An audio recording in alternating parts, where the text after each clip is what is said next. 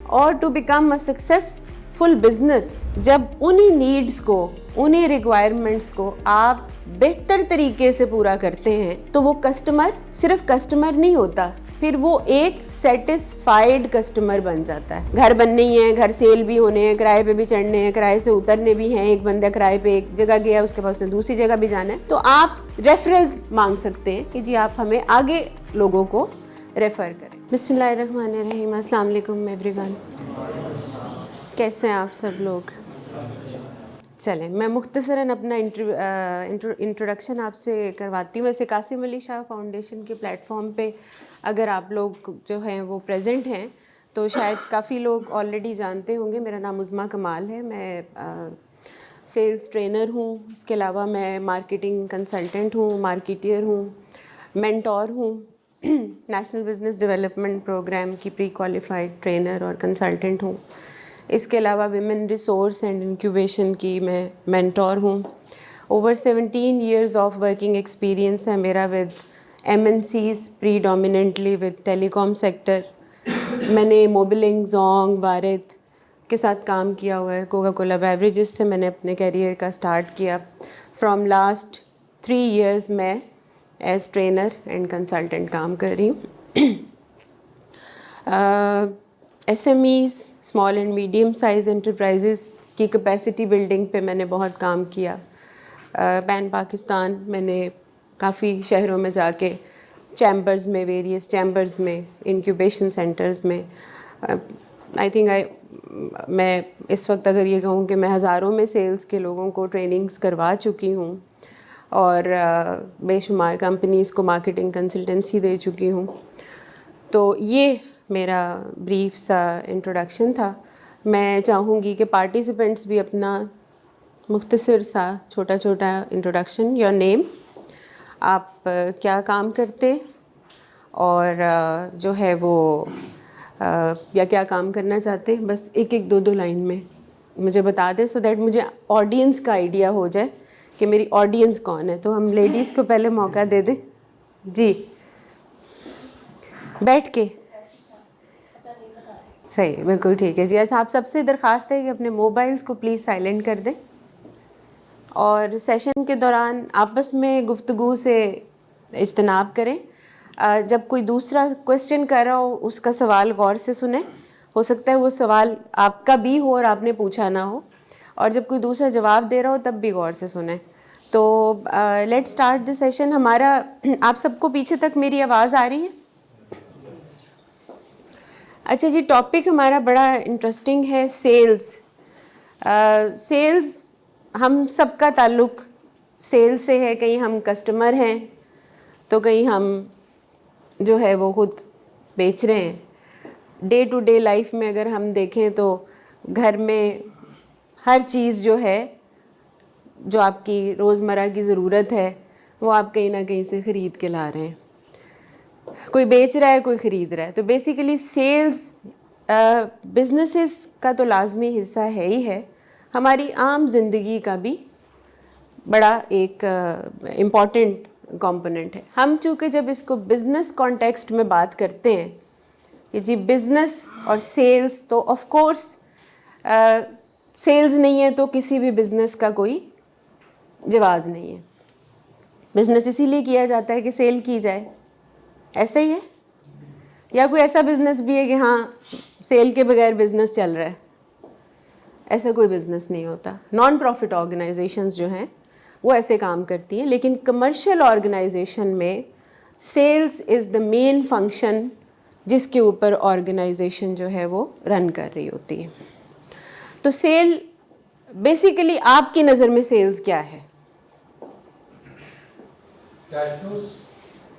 Okay, okay, very right. हम sales की activity में तब आते हैं जब हमें कोई ज़रूरत होती है, नीड्स एंड वांट्स को पूरा करने के लिए, तभी हम कोई चीज़ खरीद के लाते हैं। उसके लिए क्लाइंट की डिज़ायर को कुछ समझना चाहिए जी। और to become a successful business, जब उन्हीं नीड्स को, उन्हीं रिक्वायरमेंट्स को आप बेहतर तरीके से पूरा करते हैं तो वो कस्टमर सिर्फ कस्टमर नहीं होता, फिर वो एक सेटिस्फाइड कस्टमर बन जाता है। और एक सेटिस्फाइड कस्टमर वो कस्टमर है जो फिर आपका रिपीट कस्टमर है। याद रखें, बिजनेस की सक्सेस सेल्स में नहीं है, रिपीट सेल्स में है।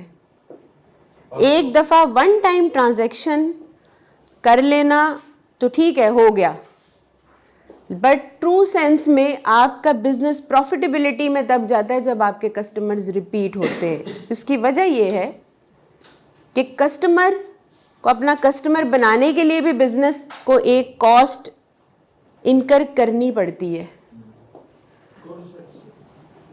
वो मार्केटिंग कॉस्ट है, वो सेल्स प्रमोशंस हैं, वो डिस्काउंट्स हैं, वो कुछ भी है। यस, और customer acquisition cost one time पे हो गई, बट रिपीट ऑर्डर की सूरत में एक्विजिशन कॉस्ट बच रही है आपकी। सो समझें इस बात को कि you need to have happy and satisfied customers.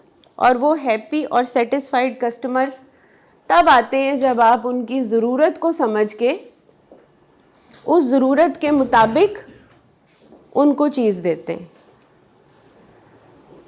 अगर आप ज़रूरत के मुताबिक चीज़ नहीं देते तो वो दोबारा आपके पास नहीं आता। बहुत दफ़ा ऐसा हमारे खुद के साथ भी होता है कि हम शॉपिंग पे जाते हैं, हम ख़रीद भी लाते हैं चीज़, लेकिन वो चीज़ जब हमारे पास है हम मुतमईन नहीं होते, सेटिस्फाइड नहीं होते। समटाइम हमें लग रहा होता है यार हम प्राइस ज़्यादा दे रहे हैं। चले, thanks to the modern business के अब रिटर्न और एक्सचेंज पॉलिसीज़ हैं कि आप जाके अपनी चीज़ को रिटर्न करवा सकते हैं इन मैनी केसेस, लेकिन उसमें फिर आपकी एक और कॉस्ट लग रही है। और वो कॉस्ट ये है क्या, of course you are travelling, आप टाइम वेस्ट कर रहे हैं अपना। सो बेसिकली बिजनेसेस को ये अंडरस्टैंड करने की ज़रूरत होती है कि वो बेस्ट सोल्यूशन क्या ऐसा दे अपने कस्टमर्स को कि वो रिपीट कस्टमर बने।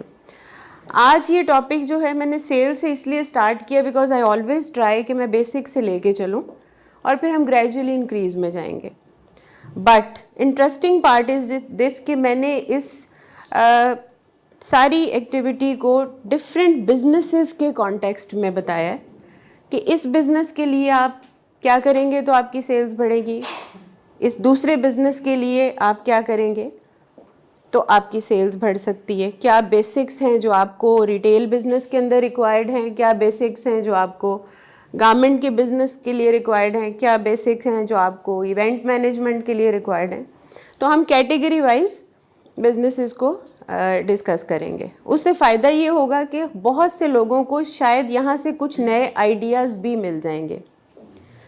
और सेकेंडली, अगर एग्जैक्टली वो बिज़नेस एड्रेस नहीं होता तो उससे मिलता जुलता कोई ना कोई बिज़नेस यहाँ पे डिस्कस हो रहा होगा और आप उसको कोरिलेट कर सकते हैं। मैंने छोटे छोटे वो बिजनेसेस उठाए हैं जो हम सब के इर्द गिर्द हो रहे होते हैं। Departmental stores, grocery stores, garment shop, boutiques, इसके अलावा आपकी catering companies, event management companies, property dealing, ये वो तमाम कारोबार हैं जो आपके इर्द गिर्द हो रहे होते हैं जहां आप रह रहे होते हैं या कमर्शियल एरियाज़ में। तो हम इनको वन बाय वन डिस्कस करते हैं और आपके जो भी क्वेश्चंस हों ड्यूरिंग द सेशन भी आप पूछ सकते हैं, but for asking question you have to raise your hand, ठीक है। स्मॉल बिजनेसेस में बेसिकली तो बिज़नेस होता है, बट हम उसके मैग्नीट्यूड से डिफ़ाइन करते हैं कि हाँ ये हम एक छोटे लेवल पे कर रहे हैं, एक दरमियाने लेवल पे कर रहे हैं या एक बड़े लेवल पे कर रहे हैं। जब एक शहर में एक काम होता है, एक टाउन में एक काम होता है, फिर वो एक डिस्ट्रिक्ट में काम होता है, फिर वो एक प्रोविंस में काम होता है और उस प्रोविंस के बाद फिर वो पूरे पाकिस्तान में काम होता है। तो बेसिकली उसकी कोर वही होती है, आप उसको स्केल करते जाते हैं, जिसे हम स्केलेबिलिटी कहते हैं कि आप अपने बिज़नेस को बढ़ा रहे हैं। अभी यहाँ पे कोई साहब थे, उन्होंने भी शायद जिक्र किया था कि मैं उसको इंक्रीज़ करना चाह रहा हूँ अपने किसी बिज़नेस को, आई डोंट नो, अभी किसी ने इंट्रो में बताया। ये कुछ छोटे बिजनेसेस हैं जो मैंने आपसे गुजारिश की कि हमारे इर्द गिर्द हमें होते हुए नज़र आ रहे होते हैं। सो इनमें हम सबसे पहले बात करते हैं जी रियल इस्टेट बिज़नेस। ये जो रियल इस्टेट बिज़नेस होता है बेसिकली, तो रियल इस्टेट एक काफ़ी वास्ट, इसके अंदर डेवलपर्स भी आते हैं, लैंड डेवलपर्स भी आते हैं। आपको ये ना प्रेजेंटेशन मिल जाएगी, आप बेशक कॉपी ना करें, प्रेजेंटेशन शेयर कर देंगे ना आप, वो आपको सॉफ्ट फॉर्म में शेयर हो जाएगी। ग्रुप भी बनेगा कोई व्हाट्सएप ग्रुप जिसमें सभी वो ये इनको पता होगा, आई डोंट नो। हाँ, ये आपको दे देंगे, कोई मसला नहीं, ठीक है। तो रियल इस्टेट का जो बिज़नेस है वो बेसिकली हम जितना समझते हैं, जिन्हें हम प्रॉपर्टी डीलर्स भी कहते हैं, जो हमें जगह जगह शॉप्स में सेटअप्स नज़र आते हैं और यहाँ लोग बेसिकली जाते हैं अपने प्रॉपर्टी बाय सेल करने के लिए, रेंट पे शॉप्स लेने के लिए या रेंट पे शॉप्स देने के लिए, घर रेंट पे लेने के लिए, घर ख़रीदने के लिए। तो ये काफ़ी बड़ी तादाद में आपको ये ऑफिसेज नज़र आते हैं इनके, जिन पे रियल इस्टेट का काम हो रहा होता है। मैं स्पेसिफ़िकली बात करूँगी, मैं इसमें बिल्डर्स की या डेवलपर्स की बात नहीं करूँगी, मैं सिंपली डीलर्स की बात करूँगी जो डे टू डे पे कंज्यूमर्स को जो है वो फैसिलिटेट कर रहे होते हैं। तो बेसिकली रियल इस्टेट में जो बुनियादी चीज़ें हैं वो सबसे पहले ये कि आपके लोकेशन, जहाँ पे आपने ऑफिस बनाया है, वो लोकेशन क्या है, वो लोकेशन क्या है, सबसे पहले आपने ये देखने की ज़रूरत है। उसके साथ आपने बिज़नेस का नाम क्या रखा हुआ है। सो यहाँ अगर मेरे तजर्बे में जो गुज़रा है, तो विद ड्यू अपॉलॉजी, लोग ज़्यादातर मेहनत नहीं करते, वो जिस ज़ात से उनका ताल्लुक़ होता है वो उस ज़ात के साथ गोंदल इस्टेट, चट्ठा डीलर, सुखेरा, लखवेरा, इस किस्म के नाम होते हैं, आपने भी देखा होगा।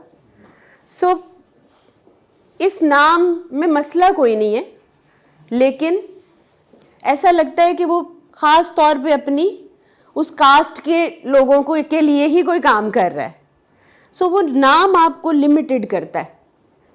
आपका नाम ऐसा होना चाहिए जो एक ब्रॉडर मैसेज दे कि जी मैं सिर्फ चट्ठा साहब के या चट्ठा बरादरी के लिए काम नहीं कर रहा, या मैं चुगताई बरादरी के लिए काम नहीं कर रहा, I am open to work with any customer.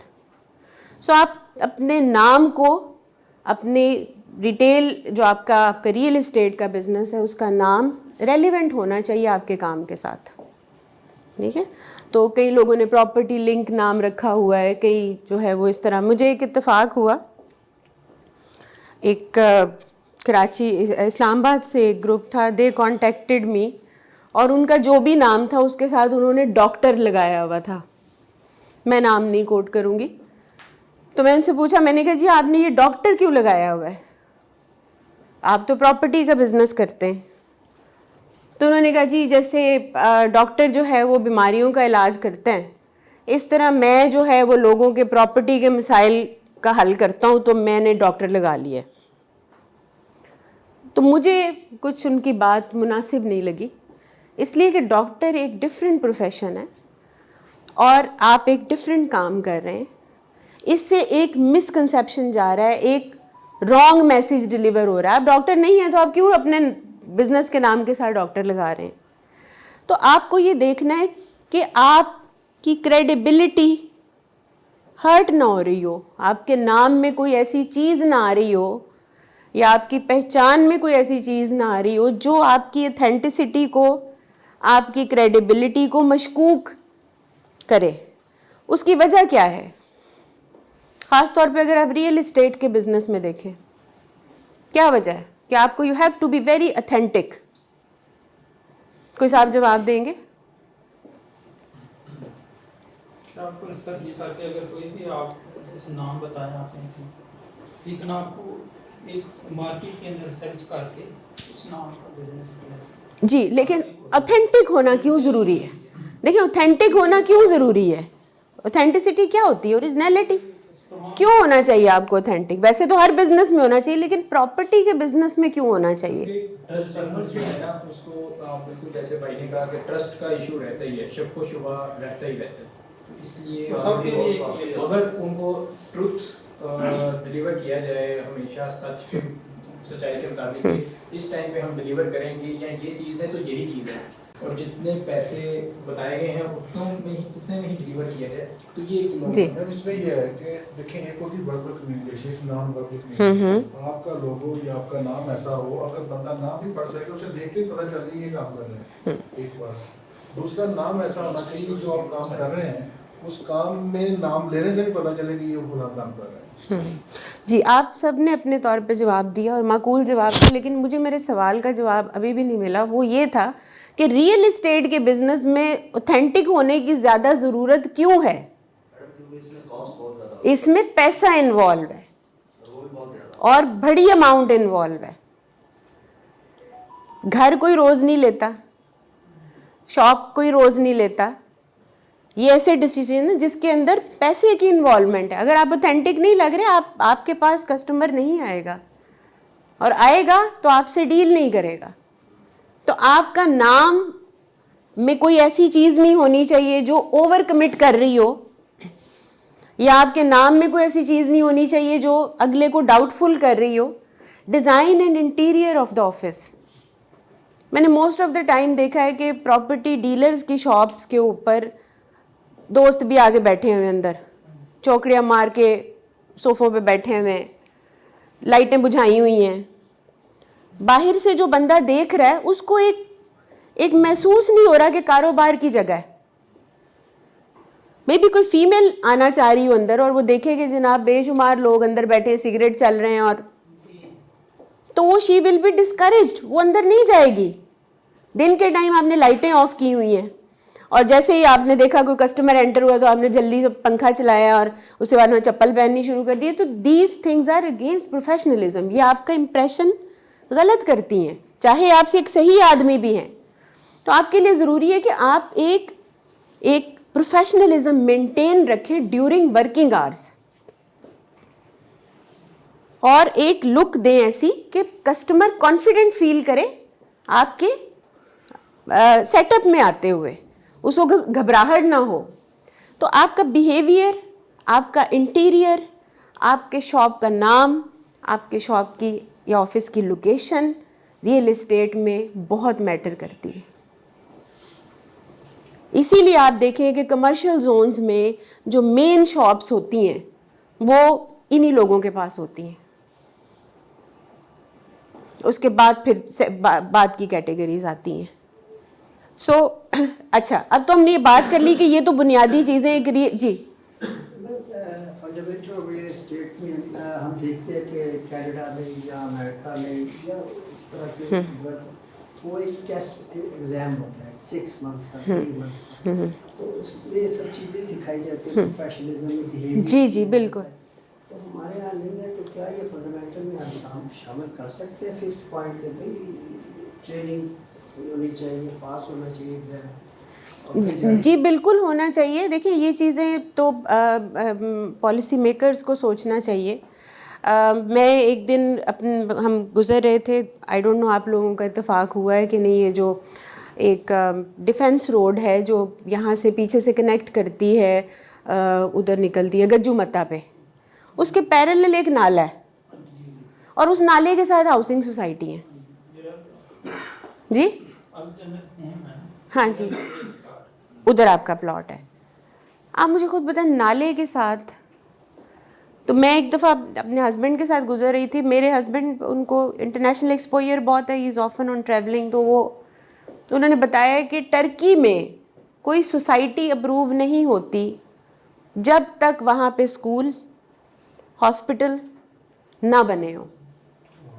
और हमारे यहाँ क्या होता है, घर बन रहे हैं, प्लॉट बिक रहे हैं, सब कुछ हो रहा है, स्कूल दूर दूर तक, हॉस्पिटल ही नहीं, मस्जिद की जगह खा जाते हैं, कब्रिस्तान नहीं है, पार्क नहीं। तो वहाँ पे सोसाइटी बनाने के लिए दिस इज़ बाय लॉ, और जैसे कि सर ने भी हमें बताया कि ऐसा होना चाहिए कि आप एक सर्टन काम करने के लिए पहले ये तालीम लेके आएँ ये तो किस बात वर्बल नॉन वर्बल कम्युनिकेशन की इन्होंने बात की, तो उसने तो डील करना है लोगों से, उन लोगों ने जिन्होंने उसकी एडवाइस पे लाखों रुपया खर्च करने को तैयार हो जाना है। आजकल कम से कम प्रॉपर्टी भी लाखों से ऊपर, करोड़ों में बात चली गई है। जो कभी हम लाख बोलते थे, अब हम करोड़ उस फ्रीक्वेंसी से बोलते हैं। इससे पता चलता है आपका रिसेंटली को प्रॉब्लम नहीं है। हिम्मत नहीं हो रही। उसके सामने DHA फेस टाइम जो भी कब शुरू कर जी जी ऐसा ही है। तो नालों के ऊपर या जी, बहरहाल ये एक लंबी बहस है। Coming back to the point कि ये कुछ बुनियादी चीज़ें हैं जो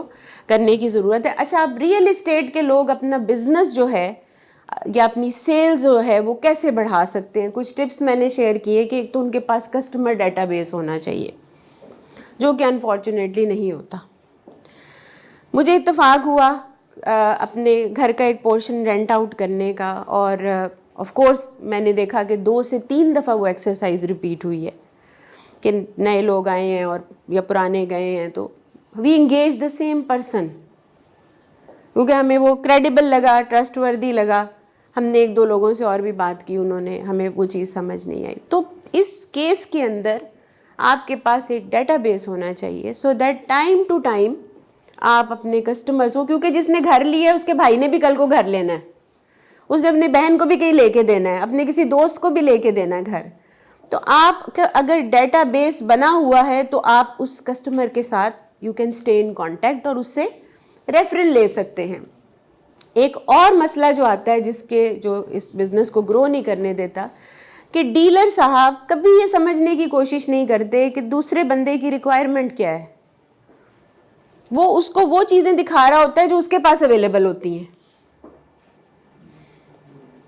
वो कभी ये समझने की कोशिश नहीं करता कि ये 3 मरले का घर लेना चाह रहा है, अगर उसके पास 3 मरले वाला घर नहीं है तो 5 मरले के ऐसे ही आपको दिखाई जाएगा। आपका भी टाइम ज़ाया कर रहा है, वो मेहनत नहीं कर रहा कि वो उसको वो चीज़ ढूंढ के दे।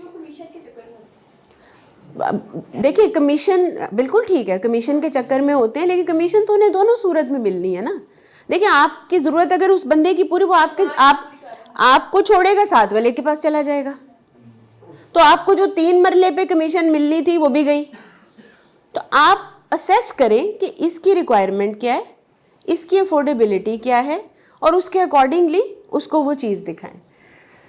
एक प्रॉपर वेबसाइट दीज डेज़, क्योंकि अब कस्टमर्स आर वेरी डिजिटल सेवी, उनको बहुत समझ आने लग गई है, तो आपकी एक डिजिटल प्रेजेंस भी आपको ऑथेंटिक करती है अगर आपकी अपनी एक वेबसाइट है। व्हाट्सएप के थ्रू मैं जानती हूँ 1-2 लोग हैं जो इस बिज़नेस में हैं, उनसे डेली मुझे एक व्हाट्सएप आया होता है, उसमें उन्होंने लिखा होता है जी फ़लाँ फॉर सेल और ये। So it's a good way of staying in contact with your customer. तो हो सकता है कि किसी ऐसे कस्टमर के पास जो ऑलरेडी वो ढूंढ रहा हो और आपका मैसेज गया और उसमें वो चीज़ थी, तो ये चीज़ हेल्प कर सकती है to have a new customer on board. इसी तरह आप रेफरल्स, जिसे मैंने पहले बात की कि ये नेवर एंडिंग चीज़ है। घर बनने ही हैं, घर सेल भी होने हैं, किराए पे भी चढ़ने हैं, किराए से उतरने भी हैं। एक बंदा किराए पे एक जगह गया, उसके पास उसने दूसरी जगह भी जाना है, तो आप रेफरल्स मांग सकते हैं कि जी आप हमें आगे लोगों को रेफ़र करें। तो ये था कुछ रियल इस्टेट के बारे में बात। Let's talk about the catering. जी, ये तमाम टेक्निक्स जो हैं, अभी जैसे कुछ भाइयों ने बताया कि वो मेडिकल इक्विपमेंट्स के बारे को डील करते हैं, वो सब भी अप्लाई कर सकते हैं अपने बिजनेस में। जी, आपको जहाँ लगे कि आप किसी तरह से रेलेवेंट हैं, क्योंकि ऑफ कोर्स सारे बिजनेसेस में यहाँ नहीं कवर कर सकती। 6-7 मोटे मोटे मैंने बिजनेसेस उठाए, उनके अकॉर्डिंगली आप अपने बिजनेस में उन टेक्निक्स को अप्लाई कर सकते हैं जहाँ आपको लगे कि ये सूटेबल है। अच्छा जी, catering and event management. So again it's a very common business जो बहुत से लोग कर रहे होते हैं। हमारे घरों में भी आए दिन कोई ना कोई इवेंट हो रहा होता है किसी किस्म का। तो इनके क्या फंडामेंटल्स होने चाहिए जी? आजकल बहुत रिवाज है कि हम डिजिटली इन चीज़ों को ढूंढने की कोशिश करते हैं। सो अगर आपकी डिजिटल प्रेजेंस है और अच्छी है, अब डिजिटल प्रेजेंस भी खाली फेसबुक के पेज को लोग कहते हैं जी हम डिजिटली प्रेजेंट हैं। जो बच्चे यहाँ डिजिटल मार्केटिंग कर सीख रहे हैं, आई डोंट नो आप किस स्टेज के ऊपर हैं, लेकिन एक पेज का होना सिर्फ इज़ नॉट इनफ। ठीक है, आप उसके ऊपर कंटेंट क्या डाल रहे हैं वो आप हैं। बेसिकली आप इंटरनेट पे मौजूद हैं, अब आपने जितना बुरा लोगो लगाया हुआ है दैट मीन्स उतने बुरे आप हैं, या जितना अच्छा कलर स्कीम यूज़ की हुई है, जितना अच्छा कंटेंट दिया हुआ है, जितना रेलिवेंट कंटेंट दिया हुआ है, वही आपके लिए सक्सेस जो है वो कंसिडर। रेलेवेंसी, ऑप्टिमाइजेशन और प्रॉपर जो आपकी है डिटेल सर्विसेज की वो सारी बिल्कुल होनी चाहिए, बिल्कुल होनी चाहिए, बिल्कुल होनी चाहिए। तो मुझे एक साहब ने कराची से कांटेक्ट किया, वो अपनी एक केटरिंग कंपनी रन कर रहे थे और उन्होंने मुझे बताया। ये मैं छोटी छोटी बातें या स्टोरीज़ इसलिए डिस्कस करती हूँ क्योंकि हो सकता है किसी को अपने मुताबिक कोई रेलिवेंसी या कोई इसके अंदर इंफॉर्मेशन मिले। तो उन्होंने मुझे कांटेक्ट किया और उन्होंने कहा कि जी उनके ये मसाइल हैं और सेल नहीं बढ़ रही, बिज़नेस नहीं आगे आ रहा, बस गुजारा लाइक चल रहा है और he is making every effort. So मैंने जब उनका कोलेट्रल देखा, जब मैंने उनका लोगो देखा, जब मैंने उनका कलर स्कीम देखा, जब मैंने उनका पेज देखा, जब मैंने और चीज़ें देखी, तो वो बिल्कुल अप टू द मार्क नहीं थे। यानी मैं जिस वक्त अपने क्लाइंट्स की चीज़ें रिव्यू कर रही होती हूँ तो मैं बेसिकली कस्टमर बन के रिव्यू कर रही होती हूँ कि एक कस्टमर इसमें क्या देखेगा। तो अगर मेरा नाम ही बड़ा कॉम्प्लेक्स है या मेरे नाम में ही इतना मसला आ रहा है कि दूसरा बंदा मेरा नाम ही नहीं समझ पा रहा, मैंने लिखवाया इस स्टाइल में, लोग बड़ी बड़ी क्रिएटिविटी दिखाते हैं, फ़ॉन्ट अजीबोगरीब किस्म के यूज़ करने की कोशिश करते हैं, कलर्स बहुत अजीब यूज़ करते हैं, फिर उसमें जो मैसेज वो दे रहे हैं, यानी वो अगर एक केटरिंग कंपनी है और उन्होंने एक ही ब्रोशर छिपवाया है जिसके ऊपर सालगिरह, अकीका, वलीमा, निकाह, मंगनी, कूल खानी, 40वां, चेहलम, सब उसमें डाल दिया उन्होंने, तो आपको लगता है कि क्या कोई सेंस बन रही है इस बात की? सो आपने देखना है कि मैं मैसेज क्या देना चाह रहा हूँ। फिर मैंने उनको बताया कि भाई जब आप इवेंट्स के लिए, शादी ब्याह के लिए आप अपनी कोई प्रोमो चलाते हैं तो आपका क्रिएटिव इस तरह का होना चाहिए। फिर अगर आप अफसुर्दा मौक़ों के लिए भी सर्विसेज देते हैं तो तब आपका मैसेज इस तरह का होना चाहिए। एक ही स्टैंडर्ड मैसेज आप हर जगह चलाने की कोशिश कर रहे हैं तो उससे क्या नताइज निकलेंगे? यस, जब आप जिस तरह की क्लाइंट या मार्केट को डील कर रहे होते हैं, मासेस में जब आप जाते हैं, जब आपके पास बड़ी तादाद में कस्टमर्स हैं, तो फिर उनके अकॉर्डिंगली आपको आपको उसी के अंदर कैटेगराइज करना पड़ता है कि अच्छा मुझे ये चीज़ यहाँ करनी है, मुझे ये चीज़ यहाँ नहीं करनी है। अब आप अगर कह रहे हैं कि आप चेहलम पे सर्विसेज देते हो और पीछे ब्राइट रेड कलर का आपने कलर यूज़ किया हुआ है और उस पर गोल्डन न्यू लाइनें भी हैं, तो मैसेज क्या जा रहा है? तो ये कुछ चीज़ें होती हैं जो लोग अंडरस्टैंड नहीं कर पाते। तो डिजिटल प्रेजेंस के हवाले से आपको इफ़ेक्टिव होने की ज़रूरत है। ऑथेंटिसिटी, अगेन इसके अंदर ऑथेंटिसिटी भी इसलिए इम्पॉर्टेंट है क्योंकि ये लाइफ लॉन्ग मेमोरीज़ होती हैं, शादी ब्याह, और इसमें एक इमोशनल बड़ी एक चीज़ होती है। हर शख्स चाहता है कि मेरे बेटे की, मेरी बेटी की शादी बड़ी अच्छी तरह हो, इवेंट मेमोरेबल हो, प्लस अफोर्डेबल भी हो। तो उसको एक यकीन दहानी चाहिए होती है और उसको चाहिए होता है कि यार मैं जिससे रब्ता कर रहा हूँ वो बंदा तो ट्रूली इतना क्रेडिबल लग रहा है, वो कंपनी ट्रूली इतनी क्रेडिबल लग रही है कि मुझे जो मैं चाह रहा हूँ, क्योंकि ऐसा तो नहीं हो सकता कि वो अनडू करे और अगले दिन शादी फिर रख ले। इवेंट उसका ख़राब हुआ मीन्स तबाह हो गया, ख़त्म हो गया, पैसा भी ज़ाया हो गया और रेपुटेशन भी हर्ट हुई। अपडेटेड विद लेटेस्ट ट्रेंड्स, क्योंकि अब आपको पता है कि शादी ब्याह और ये इवन इवेंट्स के अंदर भी इतनी तरह की टेक्नोलॉजी आ गई है, इतनी तरह की वो क्या कहते हैं SMDs लग रही हैं, सिटिंग अरेंजमेंट हैं, फ्लोरल अरेंजमेंट्स हैं और बेशुमार पता नहीं क्या क्या कुछ है। सो आप you have to be very updated. ऐसा ना हो कि उसको जो आपका कस्टमर आया, जब आपने उसको दिखाया कि मेरे पास ये चीज़ें हैं, तो उसे लगे कि पता नहीं मेरे अब्बा के टाइम पे भी यही थी और आज ये मेरे टाइम पे भी यही है। तो आप you have to have updated information. क्या कर सकते हैं जी? इवेंट मैनेजमेंट या केटरिंग कंपनीज़ वाले अपनी सेल्स को बढ़ाने के लिए। जी कोई क्वेश्चन था आपका? जी अच्छा जी, जैसे कि पहले बात की कि आपको अंडरस्टैंड करना पड़ेगा उसकी इमोशनल नीड्स को, जो कस्टमर आपके पास आया है, प्लस उसकी अफोर्डेबिलिटी को, वो प्राइस क्या चाह रहा है। इसके लिए आप टेस्टिमोनियल्स यूज़ कर सकते हैं। जैसे आपने कोई शादी का फंक्शन बहुत अच्छा करवाया और वहाँ से आपको किसी ने, आजकल तो बड़ा आसान है, आप अपने कस्टमर की एक छोटी सी वीडियो बनाएं। उसने कहा जी ये ABC कंपनी ने बहुत अच्छा इवेंट करके दिया, हमें कोई फ़िक्र नहीं थी, सब बेहतरीन हुआ, प्राइस अच्छी है, टेस्ट अच्छा है। जो कस्टमर आपके लिए कह सकता है वो खुद आप अपने लिए नहीं कह सकते। रिव्यूज़ ले लें, वीडियोज़ ले लें, कमेंट्स ले लें, यस कोई लेटर बनवा लें, कुछ कर लें, बिकॉज दैट इज़ समथिंग। आप अपने बारे में जो मर्जी कहते रहें, जो दूसरा कहेगा वो अपील करेगा आपके बाकी कस्टमर्स को। So always get testimonials, referrals भी आप ले सकते हैं। ड्यूरिंग द इवेंट्स अपनी कॉन्टैक्ट डिटेल आप गेस्ट्स को दे सकते हैं। अक्सर शादियों पे आप देखते होंगे कि वो कार्ड रखे होते हैं उन्होंने मेज़ पे, या कोई ब्रांडिंग ऐसी वो कर देते हैं जिससे पता चल रहा होता है कि ये फ़लाँ कंपनी है और इसने ये इवेंट ऑर्गेनाइज़ कराया है।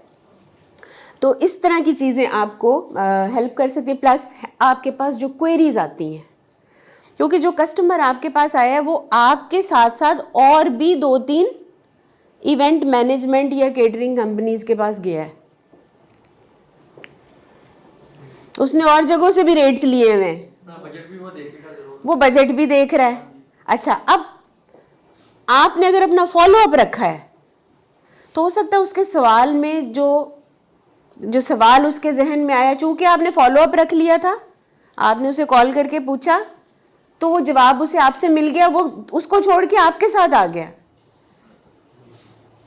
क्योंकि कस्टमर को एक सर्टन अटेंशन चाहिए होती है, वो टेंशन जहां उसको मिलती है फॉलोअप लोग नहीं करते। और सेल्स में एक बेसिक चीज़ है फॉलोअप, और फॉलोअप को भी इस तरह से जहन में रखें कि इतना भी ना करें कि वो बेचारा तंग आके आपको या ब्लॉक कर दे और या आपसे माफ़ी मांग ले। तो फॉलोअप भी बैलेंस्ड होना चाहिए, उसकी रिक्वायरमेंट के मुताबिक होना चाहिए। मुनासिब वक्त देख के कॉल करें या मुनासिब चैनल यूज़ कर लें, व्हाट्सएप पे आप उससे पूछ लें। तो फॉलोअप अपनी क्वेरीज़ को लिखें और उनके ऊपर फिर प्रॉपर फॉलोअप करें, that will help you to get more sales. Feedback लें जी, मैं ये लास्ट के बाद आपको मौका देती हूँ। फीडबैक ज़रूर लें, जहाँ भी कहीं आपने इवेंट करवाया है वहाँ पे आप उनसे फीडबैक लें कि जी इसमें और क्या बेहतर हो सकता था। हो सकता है वो कोई आइडिया आपको दे दे कि यार ये तुमने यूँ किया था, ऐसे कर लेना अगले फंक्शन में, या ये चीज़ इस तरह नहीं इस तरह कर लेना। क्योंकि उसी जैसे किसी कस्टमर से आपका वास्ता फिर पड़ना है, तो जो लर्निंग आपने यहाँ से ली वो लर्निंग आपकी आगे अप्लाई हो सकती है। जी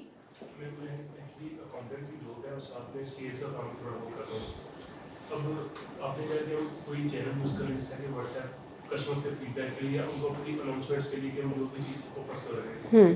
मैंने कुछ ग्रुप अपने व्हाट्सएप में कुछ अनाउंसमेंट ग्रुप बनाए मैंने, अब उसमें कुछ कस्टमर डिस्टर्ब हो जाते हैं, उनको मैं हफ्ते के 10 बार एक मैसेज डालता हूँ, उससे भी 2-3 कस्टमर ने बड़ा रिव्यू दिखाया कि आप क्यों बार बार तंग करें। तो इसमें हम क्या करें, मतलब कस्टमर को कितना होना चाहिए हमारा कि वो करें। देखिए, एक तो पहले ये देखें कि वो ग्रुप जो है वो मुतल्लिका है भी कि नहीं, उसके अंदर जो लोग आपने डाले हैं। क्योंकि यहाँ पे एक बहुत बड़ा मसला ये आता है कि हम रॉन्ग डोर नॉक करते रहते हैं, जिसे हम कहते हैं कि कस्टमर प्रोफाइलिंग प्रॉपर नहीं हुई। मैं इतने बिजनेसेस के साथ बात करती हूँ और अनफॉर्चुनेटली मैं जब उनसे पूछती हूँ आपका कस्टमर कौन है, they are unable to answer, they are unable to answer. वो कभी कहते हैं सब हैं, वो कहते हैं नहीं नहीं ये है। कस्टमर पर्सोना का वर्ड शायद आप में से किसी ने सुना हो। यस, एक फिक्टिशियस पिक्चर आपके दिमाग में होनी चाहिए कि ये बंदा जो है ये मेरा कस्टमर है, तभी आप कैंपेन कर सकते हैं। आपसे लोग इरिटेट इसलिए हो रहे हैं कि या तो वो मुतल्लिका नहीं है, ठीक है, या आप जिस अंदाज से जो वर्ड्स यूज़ कर रहे हैं या जो मैसेज दे रहे हैं वो रेजोनेट नहीं कर रहा उनको। टाइमिंग ऑफ द मैसेज भी काउंट होता है। Timing of, yes there are so many. देखिए कम्युनिकेशन मैं पढ़ाती हूँ लोगों को, तो उसके अंदर एक होता है कॉन्टेक्स्ट, जिसे हम उर्दू में पढ़ते थे हवाला मतन। ठीक है जी, हवाला मतन ये होता था कि जी किस टाइम पे कहाँ, लोकेशन क्या थी वगैरह वगैरह, ताल्लुक क्या था जिससे कम्युनिकेट कर रहे थे। तो ये कॉन्टेक्स्ट जो है ना, this is also very important कि आपने किस टाइम पे जो है वो मैसेज। मेरा ख्याल है कि मैं हर दूसरे दिन ग्रुप लीव करती हूँ। मुझे पता नहीं कहाँ से लोग ना ग्रुप्स में डाल लेते हैं। अब उन ग्रुप्स में मुझे समझ नहीं आती कि ये ग्रुप्स में इन्होंने मुझे क्यों डाला है और इधर बाकी लोग क्या कर रहे हैं। कोई मशरिक की बात कर रहा है, कोई मगरिब की कर रहा है, कोई कुछ बीच में अपनी ऐड चला रहा है, कोई अपना कुछ और कर रहा है। और मुझे भी बिल्कुल रिसेंटली एक साहब ने बड़ा रिक्वेस्ट करके कि मैम आप हमारा ग्रुप ज्वाइन करें। जब मैंने उनका ग्रुप ज्वाइन किया तो मुझे 3 दिन बाद मैंने वो ग्रुप लीव किया और उनका मुझे फ़ौरन मैसेज आया, जी कोई गलती हो गई हमसे। मैंने कहा जी आपसे बिल्कुल कोई गलती नहीं हुई, मुझे मकसद तो बताएं कि मुझे आपने इस ग्रुप में क्यों डाला है, क्यों डाला है। मैं ये काम जो काम करती हूँ पूरी दुनिया जानती है, या तो मुझसे कोई फ़ायदा ले लें, नहीं तो बिला वजह सारा दिन बीप कर रहा है, मुझे क्या ज़रूरत उसकी। तो आप इस चीज़ पे थोड़ा सा गौर कीजिएगा कि क्या आपके लोग रेलिवेंट हैं। अगर वो लोग रेलिवेंट हैं थोड़ा सा सोच के, तो फिर क्या आपका मैसेज अप्रोप्रिएट है। जी रेलेवेंसी का इशू हो सकता है क्योंकि मेरे पास जो जितने कॉन्टैक्ट्स मेरे पास थे, हाँ, मैं उन सबका ग्रुप बना लिया। यस, देखिए आपको यही पता चल गया। So try to take only the people जो आपको लगता है कि आपके काम से मुतल्लिका या आपका प्रॉस्पेक्ट हो सकते हैं। एक और बात मैम भी ये भी तो है ना कि अगर हम तो ग्रुप बनाते हैं तो हमारा यही मतलब मैं यही सोचूंगा कि ये मैसेज मेरा ज़्यादा से ज़्यादा लोगों तक जाए। बात वही आपके वाली आ गई कि जो लोग उसमें रेलेवेंट नहीं भी हैं वो उन तक भी चल जाएंगे और वो फिर मतलब कि वो 2-3 दिनों बाद, हफ्ते बाद, वीक बाद वो लीव कर देंगे। लीव कर देंगे जी, लीव तो वो कर देंगे, लेकिन मैं अपनी तरफ से अपने साइड से सोचूं ना तो मैं तो यही चाहूँगा कि ये ज़्यादा से ज़्यादा हर लोगों के पास मेरा मैसेज पहुँचे। जी हर लोगों के पास नहीं। लेट मी करेक्ट यू, जो आपसे जिनका ताल्लुक है, आउटरीच का मतलब ये नहीं है कि 1000 बंदे तक मेरा मैसेज चला गया और उस 1000 में से एक ने भी मुझे जवाब नहीं दिया। मैं 10 को भेजूं और मुझे 2 का जवाब आ जाए, ये ज़्यादा बेहतर है फील्ड के अंदर भी काम करना पड़ेगा जी। यस, आपको राइट। कोई बात कर रहा है आपस में। जी जी अगर आपकी रेलेवेंसी है भी, आपकी ऑडियंस रेलेवेंट है, बट आपकी टाइम टू टाइम नीड जो होती है वो डिफरेंट लोगों की डिफरेंट होती है। बिल्कुल ऐसा ही है, सेम टाइम पे सब लोगों की एक डिमांड नहीं हो सकती। तो उसका ये किया जा सकता है कि आप उसमें से शॉर्टलिस्ट करके उनको इंडिविजुअली अगर मैसेज कन्वे कर ले तो वो ज़्यादा बेटर है। अगर आप फील करते हैं कि यार इसकी नीड मतलब नियर अबाउट रेलेवेंसी तो उसको अगर टच कर लिया जाए तो ज़्यादा अच्छा रहेगा। बिल्कुल, बहुत वैलिड इन्होंने बात की है जी। कोई इंटरेस्ट भी शो कर रहा है तो जी जी जी जी बिल्कुल ऐसा ही है। आपको मेहनत करनी पड़ती है सेल्स में। इफ़ यू थिंक कि आपके ग्रुप में से आपको 10 लोग रिस्पॉन्ड कर रहे हैं और कुछ उसमें हॉट लीड्स बन गई हैं, कुछ वार्म लीड्स हैं और कुछ कोल्ड तो लीड्स आपने फारिग कर दी, तो फिर आप उन हॉट लीड्स का और वार्म लीड्स का सेपरेट एक ग्रुप कर लें। उनको वो जैसे हम फ़नल कहते हैं, सेल्स फ़नल से अगर आप लोग वाकिफ़ हों, वो फिर एक नया लंबा चैप्टर ओपन हो जाएगा तो हम डेविएट करेंगे। तो सेल्स फ़नल में ऐसे ही होता है कि ऊपर बहुत वाइड होता है, जैसे जैसे वो बायर की जर्नी नीचे की तरफ जाती है तो आपके वो ही रह जाता है जो असल में आपका कस्टमर होता है। जी मेरा एक्सपीरियंस ये था कि 2010 में मेरी बेटी की शादी की, मैं बाहर था तो लाहौर आया, तो मैरिज हॉल मैं एडमिनिस्ट्रेशन से बात हुई तो उसने इस कदर बेहतरीन जो समझे बिहेवियर एड्रेस किया कि ये तो मेरी बेटी है, मैं वही करूँगा जो आपके ज़हन में होगा, इस तरह स्टेज बना लिया। बहुत अच्छा मिला जी जी बिल्कुल बिल्कुल। मोस्ट इकोनॉमिकल भी था, तो एक्सपेंसिव भी। लेकिन जब मैंने 4 साल में बेटी की शादी मैंने कहा वहीं कर ली, तो 4 सालों से याद रखा कि मैंने बेटी की अब आपकी बेटी, तो ये भी टेक्निक्स है। बिल्कुल बिल्कुल जी बिल्कुल। Sales is about making relationship. उसने आपसे रिलेशन रखा, ठीक है जी। कुछ कह रहे थे जी। एक तो आप जो सेल्स की बात करें, मेकिंग रिलेशनशिप, अपने कस्टमर को आइडेंटिफाई करना, टारगेट मार्केट को साइकोलॉजिकल अप्रोच से स्ट्रक्चरली अप्रोच करना, ठीक है। अब आप बार बार ये भी मेंशन करती हैं कि मैंने मार्केट में देखा, ऐसा कुछ नहीं हो रहा, उन्हें अपने कस्टमर का नहीं पता। तो जहाँ हॉप नॉच एक अप्रोच होती है, मुझे तो वो कंफ्यूज कर देते हैं कि मुझे पता है कि मैंने चीज़ बेचनी है, थोड़ी बहुत जितना मुझे आता है किस तरह बेचनी। अब एक अच्छी खासी इंडस्ट्री खुली हुई है, लोग बैठे हुए हैं, तो वो क्या कर रहे थे ना, वो खुद करते ना, उस हाथ वाले को करने देते। और अगर स्ट्रक्चर चलो तो वो मसला बन जाता है, ये गलत कर रहे हैं, ये भी होता है। तो इस तो कैसे एड्रेस किया जाए जहाँ पे ये इस तरह की सिचुएशन? मुझे थोड़ा सा अपना क्वेश्चन अगर आप मज़ीद एक्सप्लेन कर दें तो मुझे आसानी होगी, मुझे थोड़ा समझ नहीं आई। मुझे सेल नहीं करनी आती, ठीक है, मुझे मेरे कस्टमर का नहीं पता। ठीक है, ठीक है। आपको बता, आप कहते हैं इस तरह करें, लेकिन वो कहते हैं जी मैंने ये सारा कुछ खोला हुआ है, मैं तो यूज करूंगा, आप गलत करें, इसके रिजल्ट से प्रोड्यूस हो गया। कौन कहता है? कस्टमर कह रहे हैं? कस्टमर है, ठीक, जो यहाँ पे बंदा बैठा हुआ है, हाँ। तो बेच है। अब उसी के साथ है, उसी का पार्टनर कह रहे हैं, या उसी का वो उतना ही इक्वली वो है, वो कहते हैं इसका स्ट्रक्चर चलते हैं जो आप कह रहे हैं, वो कहते हैं ऐसे ही चले, उससे नुकसान भी हो रहा है, उस साथ वाले का वो ये रैशनल अप्रोच किस तरह पैदा की जाए जहाँ 3-4 लोग वो कर रहे होते हैं। ये जो आपने बात की, बेचना कैसे बताया जाए, बेचना ऐसे? जी जी बिल्कुल, आपने अच्छा सवाल किया है। मैं कोशिश करती हूँ आपको इसका मुनासिब जवाब देने की। नूरजहान का एक इंटरव्यू मैं सुन रही थी जो सिंगर थी, तो उन्होंने कहा कि जी गाना अगर समझ के गाया जाए तो बड़ा मुश्किल है, बगैर समझे गाया जाए तो बहुत आसान है, ठीक है।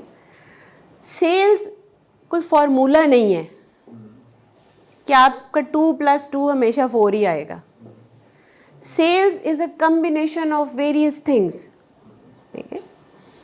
जो एक समुंदर है जिसमें आप जितना दूर जाते जाएंगे आप पे चीज़ें ओपन अप होती जाएंगी, चीज़ें खुलती जाएंगी। एक टेक्निक जो आपकी कहीं कारगर है, ज़रूरी नहीं कि वो इनके बिजनेस में भी उतनी ही सक्सेसफुल हो। तो आपको अपना फॉर्मूला खुद फाइंड आउट करना है कि क्या बिजनेस मैं कर रहा हूँ, मेरे हिसाब से क्या चीज़ हो रही है। मैंने सालों सेल्स के लोगों के साथ काम किया है और हर बंदे का स्टाइल डिफरेंट होता था, लेकिन एक चीज़ जो मैंने कॉमन देखी वो ये थी कि एक तो hard work, commitment, trust and relationship. ये कुछ 3-4 चीज़ें हैं जो आपको हेल्प कर सकती हैं, येट ये फॉर्मूला नहीं है। तो जी इनकी बात पूरी होगी, पूरा मिल गया हिसाब का इनका? जी मैंने कोशिश की। जी जी आप बताइए। हाँ। मेरा सवाल ये है कि ज़ाहिर सी बात है कि हम सेल करते हैं जी, इसके बदले में हमें पेमेंट या पैसे भी मिलने चाहिए। मैं स्पेशली जो ग्रोसरी स्टोर्स हैं, बेकरीज हैं, छोटे पैमाने पे अगर बात हो रही है तो उसको आसानी के साथ जो है ना, वो लोग पैसे देने में जब हम उनको सर्विसेज देते हैं, लेकिन पेमेंट देने में उनके इतने बहाने होते हैं, इतने एक्सक्यूजेज होते हैं, तो उनका क्या किया जाए? अब अल्हम्दुलिल्लाह हम बिजनेस कर रहे हैं, अच्छा बिजनेस कर रहे हैं, लेकिन मैं आपको एक सच्ची बात बताऊं कि हर महीने 30-40-50 हज़ार रुपया लोग लेके भाग जाते हैं। और दूसरा एक मैं बात कर बड़ा हैरान होता हूँ कि उनके पास पैसा भी है और सब कुछ है, लेकिन जब पैसे देने की बात आती है तो उनके एक्सक्यूजेज उनको फेस करना पड़ता है, पेमेंट डिले कर देते हैं। जी जी। और बहुत ज्यादा जो है ना एनर्जी।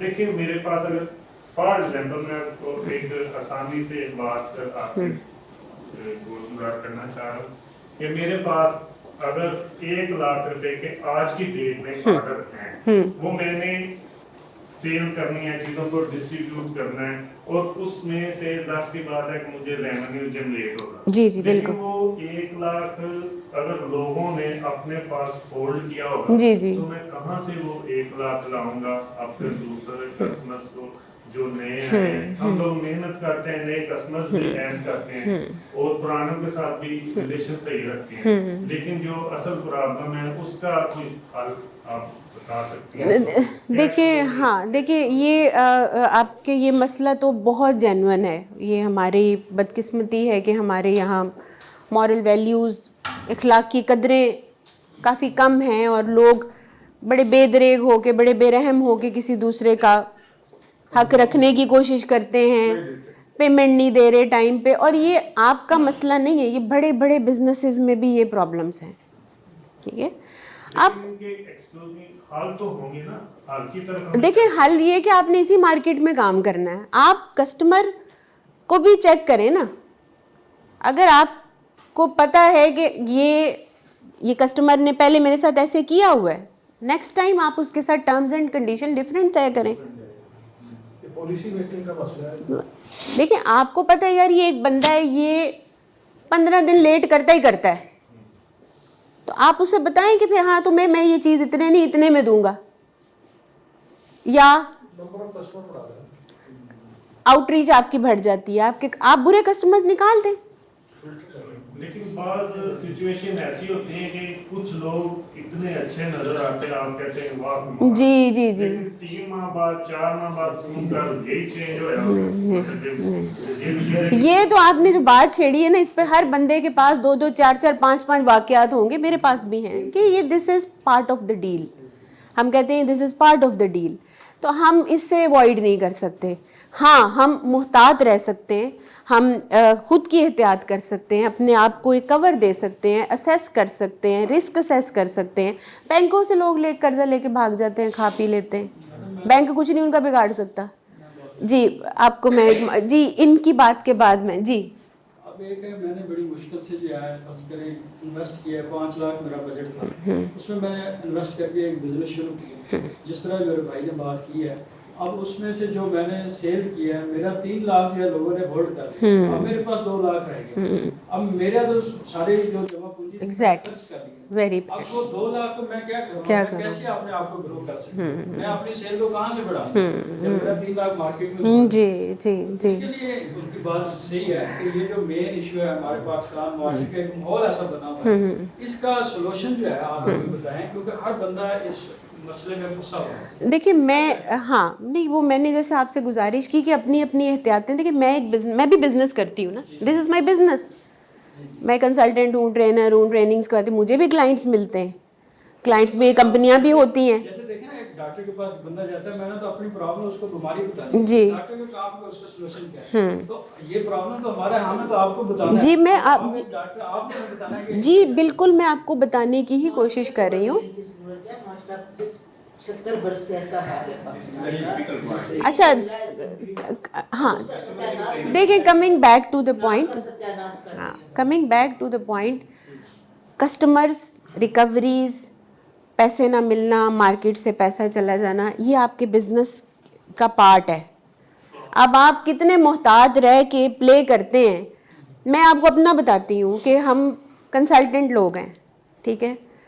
मुझे लोग कांटेक्ट करते हैं और उनमें से 90% की ख्वाहिश ये होती है कि मैं उनको फ़ोन पे ही झटपट उनके मसले का हल बता दूं और उन्हें मुझे कुछ पे ना करना पड़े। ये मैं आप सबको ऑनेस्टली बता रही हूँ। मुझे कौन लोग कांटेक्ट करते होंगे? ऑफ कोर्स पढ़े लिखे लोग कांटेक्ट करते होंगे, अच्छे लोग कांटेक्ट करते होंगे। तो जब उनमें ये रुझान है तो मैं क्या कहूँ कि जहाँ छोटे बिजनेसेस कर रहे हैं वहाँ पे लोग क्या करते होंगे आके। सो आप एक तो कोशिश ये करें कि थोड़ी सी, जैसे रिश्ता करते वक्त लोग जांच पड़ताल करते हैं, आप किसी के साथ किसी डील में जा रहे हैं, लिख पढ़ के करें, कोई सिक्योरिटी रखें कि हाँ भाई ये इस तरह से है, तो ये मुझे इतने दिन में पेमेंट ना आई तो फिर ये तुम्हारी ये चीज़ फिर मेरे पास रखवा के जाओ, कुछ कोई ऐसी एहतियात। हाँ जी जी, ये अगेन मैं पता क्या बात है, ये एक ऐसा टॉपिक है जो आप लोग आपस में बाद में बाहमी तौर पे डिस्कस करके एक दूसरे को सजेशन भी दे सकते हैं, क्योंकि मेरे पास आगे काफ़ी इंटरेस्टिंग चीज़ें हैं जो आपको हेल्प कर सकती हैं। जी, सेल्स नंबर वर्सेस अगर मैं अपना नंबर देके सेल्स का बढ़ा रहा हूँ, मुझे रेवेन्यू उस तरह से नहीं आ रहा, why should I give credit? मेरा अगर सेल्स का वॉल्यूम कम हो रहा है तो मेन चीज तो I need cash flows. Yes, मैं क्रेडिट पे बेचूं कि मैं कैश रखूं? मेरा अगर कस्टमर कम होता है, सेल्स कम होती है, in the and I am getting on cash, तो मैं क्रेडिट दे ही क्यों रहा हूं? के देखिए, मार्केट का नॉर्म है, I don't want to give, लेना लो नहीं लेना भाई, सॉरी। बिल्कुल, this is the right approach. मैंने 3 साल एक क्लाइंट के साथ काम किया, बहुत आते थे, मैं नहीं करती थी, मैं अभी भी यूँ ही करती हूँ, मैं नहीं करती काम। ओ भाई, मैंने काम करके पैसे के लिए इसके पीछे पीछे भागना है तो मैं इसके साथ काम ही क्यों करूं? मैं ऐसे कि एक थोड़ा खा लेती हूँ, मुझे गारंटी तो होगी कि हाँ यहाँ से मुझे पैसे आने हैं। देखिए ये जजमेंट तो आप कर सकते हैं, दुनिया आपने देखी है, आपके सामने ये सारा का। पाकिस्तान में आप आज से तो नहीं रह रहे, साल से आप रह रहे हैं। यहाँ अच्छा बंदा भी मिलेगा, बुरा बंदा भी मिलेगा। इन्वेस्टमेंट्स के नाम पे लोग आपसे पैसा ले जाते हैं, या आपको मंथली देंगे, 1 महीना देते हैं, उसके बाद पैसा, बंदा भी गायब, पैसा भी गायब। 1985 मैंने पेंट्स बनाना काम शुरू किया, मैं मार्केट में पेंट बेचता था, सेल कर। तो जब मैं पेमेंट लेने जाते थे तो कहते और लाओ, वो तो बिक गया, नहीं और लाओ, वो बिक गया। यस, वो जान के करते हैं, आपका कुछ पैसा नीचे लगा के रखते हैं ताकि आप उनकी सप्लाई बंद ना करें। ठीक है, एक पेमेंट निकालेंगे तो एक नीचे लगाई होगी। सो ये कुछ डर्टी गेम्स हैं जो हमारे यहाँ पे कल्चर का हिस्सा बन गई हुई हैं। अपने आप को बचा के, ही इज़ राइट कि आप मत करें क्रेडिट पे काम, कैश पे काम करें। सर एक्चुअली मैं भाई ने बिल्कुल सही बात की है, लेकिन जब आप क्रेडिट पे काम नहीं करते तो आपकी सेल भी नहीं बढ़ती। कोई ना कोई एक चीज है ना, वो दूसरा। आप क्या काम करते हैं? मैंने बताया ना, निम्को ड्राई फ्रूट्स का। निम्को ड्राई फ्रूट्स है, उसी हवाले से पूछा। निम्को ड्राई फ्रूट का काम करते हैं। आप किन्हें देते हैं? कंज्यूमर्स को? जी डायरेक्टली हम बेकरीज, जनरल स्टोर, बेकरीज को देते हैं, सुपर स्टोर, B2B को देते हैं ना, यानी आप कस्टमर को तो नहीं देते, तो आपसे क्रेडिट पे उठाते हैं और बाद में पैसे नहीं देते। आप अपनी टर्म्स एंड कंडीशन चेंज करके देखें उनके साथ। ठीक है, आपको शुरू में लगेगा कि मेरी सेलें गिरी हैं, लेकिन लेटर ऑन आपको पता चलेगा कि आपकी सेलें जो गिरी थी वो गिरी रहनी थी। बेहतर है आपके पास ये आए और फिर आप सॉर्ट कर लेंगे। कहते हैं 15 बेकरियों से काम करने से बेहतर है मैं 3 के साथ कर लेता हूँ या 2 के साथ कर लेता हूँ, कम से कम मेरे पैसे तो आ जाते हैं। अगर मार्केट का ट्रेंड ही हो कि आप जनाब लोन पे देंगे तो हम लेंगे, पूरी मार्केट का ट्रेंड आपका ये है। देखिए हैं कई बिजनेसेस ऐसे हैं जो क्रेडिट के बगैर नहीं चलते, वो again you have to see your business, your industry, the market dynamics, उन सब के बेस के ऊपर अल्लाह ताला ने आपको शऊर दिया है, अपने लिए वे फॉरवर्ड खुद डिसाइड करें। उसके दुकानदार का मैडम सबसे बड़ा हथियार होता है कि जो उसके पास सेलर आया वो उसकी प्रोडक्ट को नीचे लगा देता है ताकि फिर उससे अपनी मर्जी के मुताबिक, अपनी मर्जी की कीमत के मुताबिक सामान लेता रहे। एक बार कोई शख्स दे सही इनको, फिर ये उसको अपने पास से निकलने नहीं देते, और यूं वो आदमी फिर नीचे लगता और फिर ये दुकानदार एक दूसरे को खबर करते हैं, वो फलां आया, इतने की बात हुई है, मेरी उससे ज्यादा पैसे मत देना, सही, उधार पे मत लेना। सही, उस वक्त यही बात होती है कि आदमी किसी तरीके से वो वक्त गुजार ले। ठीक है, चले जी। मैंने मैडम चिप्स बेचा 3 साल, और उसमें मुझे एक दुकानदार ने अपने ही 2 भाइयों का ये फार्मूला बताया कि किस तरह ये किसी को अपने नीचे लगा लेते हैं, और मैंने 3 महीने वो बड़ा कड़ा वक्त गुजारा, और उसके बाद मैंने कभी किसी को उधार बिल्कुल नहीं दिया, मेरा अच्छा काम चला। जी फेस चेंज करना भी पॉलिसी जी, फेस चेंज करना, बंदा चेंज करना, एक चेन बनाइए, आपने क्रेडिट ज्यादा हो गया, अब आप नहीं कर सकते, आपका रिलेशन है, तो आप एक मैनेजर, एक बंदा, हाँ, पॉलिसी बना दें, अब उधार नहीं मिलता, और प्रोडक्ट को मजबूत करें, जी, और उसका रेट इकोनॉमिक, हाँ, उसकी जरूरत बन जाए ना, वो फिर कैश पे आपसे लेके जाएगा। नंबर ऑफ कस्टमर, हाँ, बिल्कुल, पैसे देता है उसे देते नहीं मिलेंगे। अच्छा, इसमें क्या मेरा पर्सनल बिहेवियर होता है, अगर मैं लोगों के साथ वादा खिलाफी करता हूँ, मैं लोगों के पैसे खा जाता हूँ, तो क्या उसके एक्शन में भी ये ऐसा हो सकता है? जाहिर बात है, हम वो एक तो कहते हैं ना कि जो बोओगे वही काटोगे, तो अमल का रद्द अमल भी हो सकता है वो आपसे हैप्पी ना हो सकता है आपने मिसकमिट किया हो सकता है कुछ ऐसे सिनेरियोज भी हो। ठीक है जी, कारोबार को रहने दें और उसको दीन के साथ ना करें, कारोबार की पॉलिसी बनाए। जस्ट देखिए मल्टीनेशनल कंपनी है ना, उसका तो क्रेडिट नहीं होता, 1 रुपए का नहीं होता, वो तो चीज लेके आते हैं, उनको पता है पैसे देने हैं तो चीज मिलनी है। नहीं MNCs में क्यों नहीं होता क्रेडिट? 6 to 8 वीक्स वो लेते हैं, बट 6 to 8 वीक्स में आपके पैसे दे देते हैं। वही बात की ना कि क्रेडिट वहां पे भी होता है, वहां काम हम जैसे करते हैं काम, हमें पता होता है इस कंपनी में पैसे नहीं खाने, तो हमें कोई उससे ज्यादा ऑफर कर रहा होता है, और लेकिन कंपनी हमें पता होती है कि ये कोई, तो हम नहीं करते। So again you can make a choice, यार मैं थोड़ा खा, मैंने आपको पता है मैंने 3 साल एक क्लाइंट के साथ काम किया, मुझे पता था इसने मेरे पैसे दे देने, देर से दे देगा। मैं बहुत से क्लाइंट्स के पीछे जाती और उस स्ट्रेस में रहती, उस टेंशन में रहती, चले जी, हमने काफ़ी टाइम इसके ऊपर गुजार लिया, अब थोड़ा सा हम आगे चलते हैं जी। रिटेल क्या होती है जी? What is retail?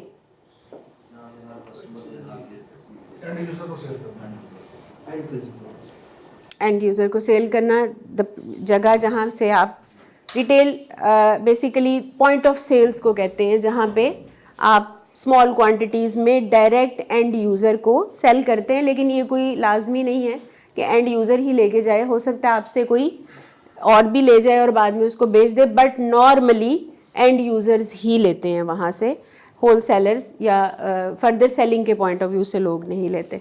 अब कुछ रिटेल बिजनेसेस मैं डिस्कस करने से पहले कुछ चाहूँगी कि हम बात कर लें कि रिटेल सेलिंग जो है उसके क्या फंडामेंटल्स हैं, फिर हम one by one category wise businesses पे जाएंगे। बेसिकली रिटेल का सबसे बेसिक जो असूल है वो ये है कि amazing customer experience. Customer experience क्या होता है? What is customer experience? Customer की नेचर को समझना। अच्छा, और कोई साहब? कस्टमर आपकी चीज़ से कितना सेटिस्फाई हो रहा है उसको लेके उसकी सेटिस्फैक्शन किस होती है। कस्टमर का आपके साथ तजर्बा कैसा रहा, this is customer experience. Customer, आप एक स्टोर में एंटर होते हैं, किसी ब्रांड में आप एंटर होते हैं, एसी चल रहे हैं, लोगो लगा हुआ है, तमीज़ वाला स्टाफ है, बियांस है। आप जैसे ही एंटर हुए उनका बंदा आ गया, जी सर, मैम, आपको क्या चाहिए? And you are feeling that I am someone who has been given value by the store. आप आगे गए तो उनका डिज़ाइन सब बहुत अच्छा था, आपको एक अच्छी फील आई, आपको यस आपको अच्छा लगा वहाँ आके, दिस इज़ कस्टमर एक्सपीरियंस। फिर आपने वहाँ से, this is part of customer experience, फिर आपने वहाँ से चीज़ें सिलेक्ट करनी शुरू की, वो चीज़ उठा ली, प्राइस आपकी मर्ज़ी की थी, प्राइस पे की, आप घर आए, आपने यूज़ किया, वो क्वालिटी अच्छी थी। ये सारा कस्टमर एक्सपीरियंस है, जितना उसका ताल्लुक आपके साथ रहा, दिस इज़ कस्टमर एक्सपीरियंस।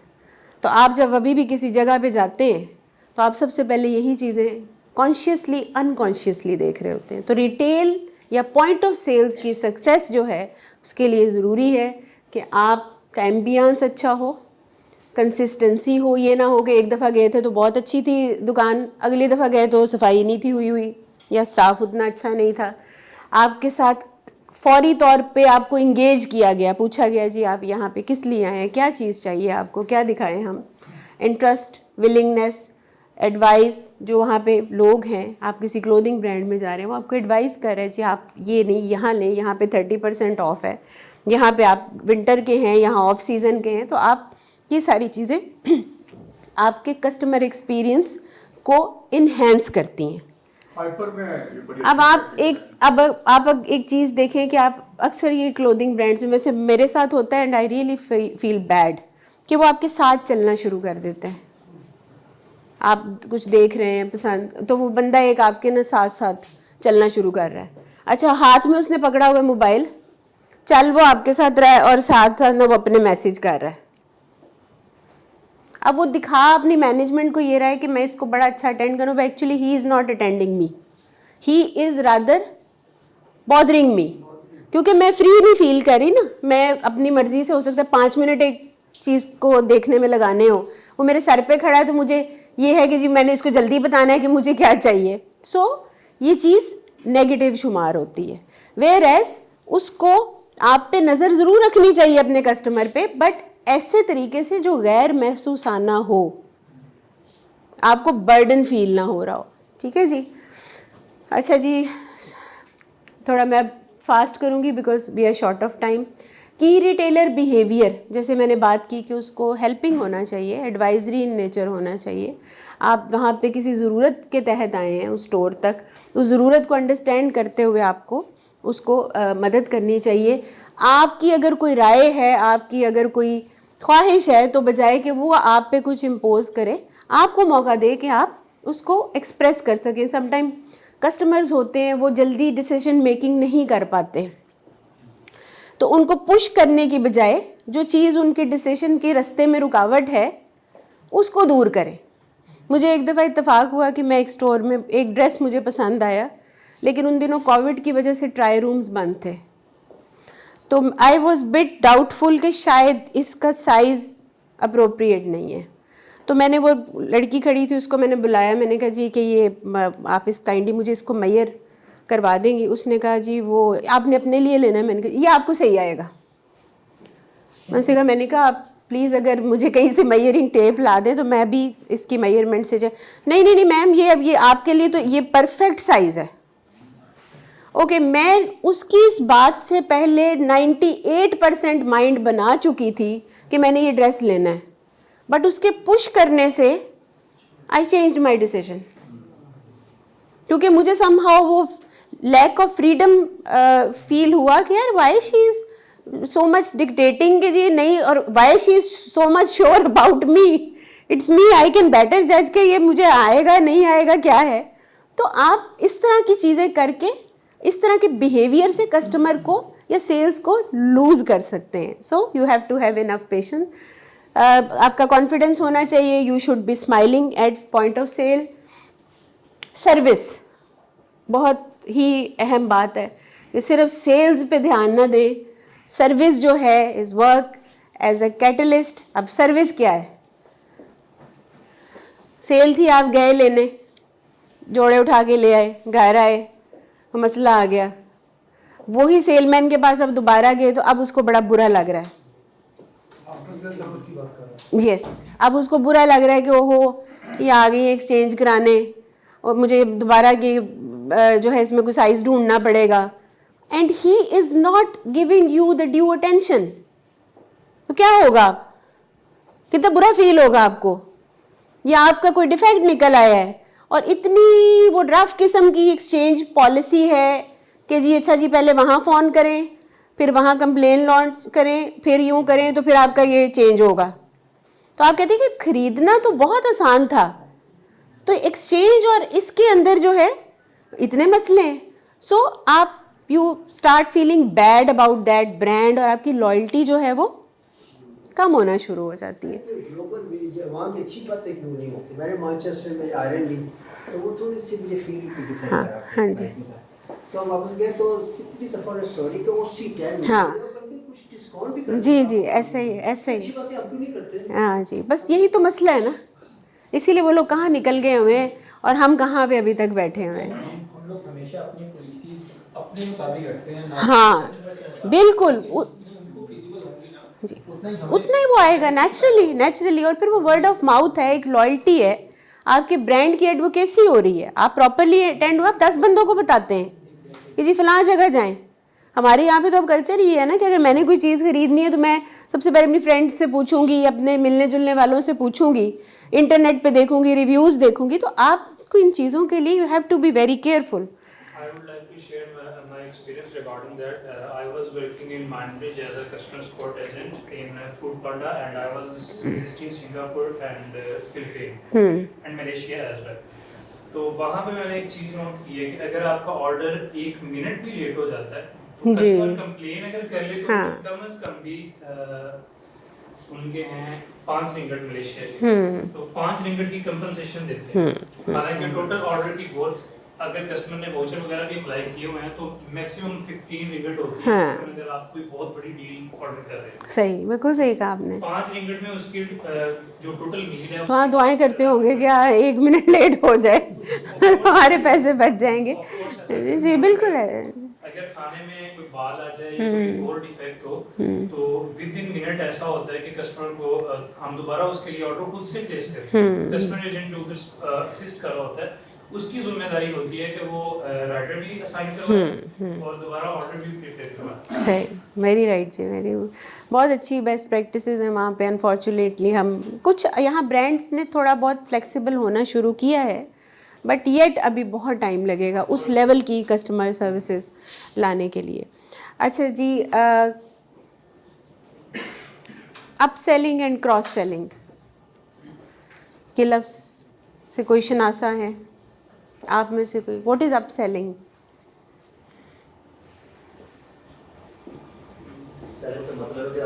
उसने परचेज की या उसको एक नई चीज़ चाहिए या इसको ट्राई करें? पहले परचेज कर चुका और आपने उसको कोई नई चीज़, ओके, कोई और साहब? जी बेटा, आप में से। हाँ जी, जब आपने कोई चीज़ सेल किया उससे आपने ज़्यादा क्वालिटी वैसी उसकी चीज़, this is upselling, yes.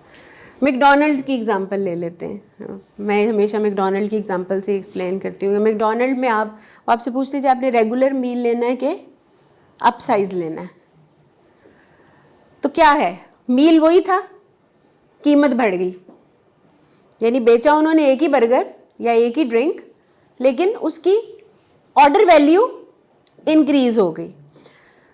Cross selling में क्या होता है? मैं जिस तरह एक चीज़ कोई लेने आया है तो उसे और चीज़ें भी दिखा के वो आया एक चीज़ लेने था लेकिन उसे 4 चीज़ें और बेच दी। जी, जैसे उसी मैकडोनल्ड पे अगर आपसे बर्गर लेने गए हैं तो उसने आपसे कहा जी आप कोन भी ले लें, आइसक्रीम भी ले लें, या साथ ड्रिंक कर दूं, आपने सिर्फ बर्गर बोला था, तो दिस इज़ क्रॉस सेलिंग।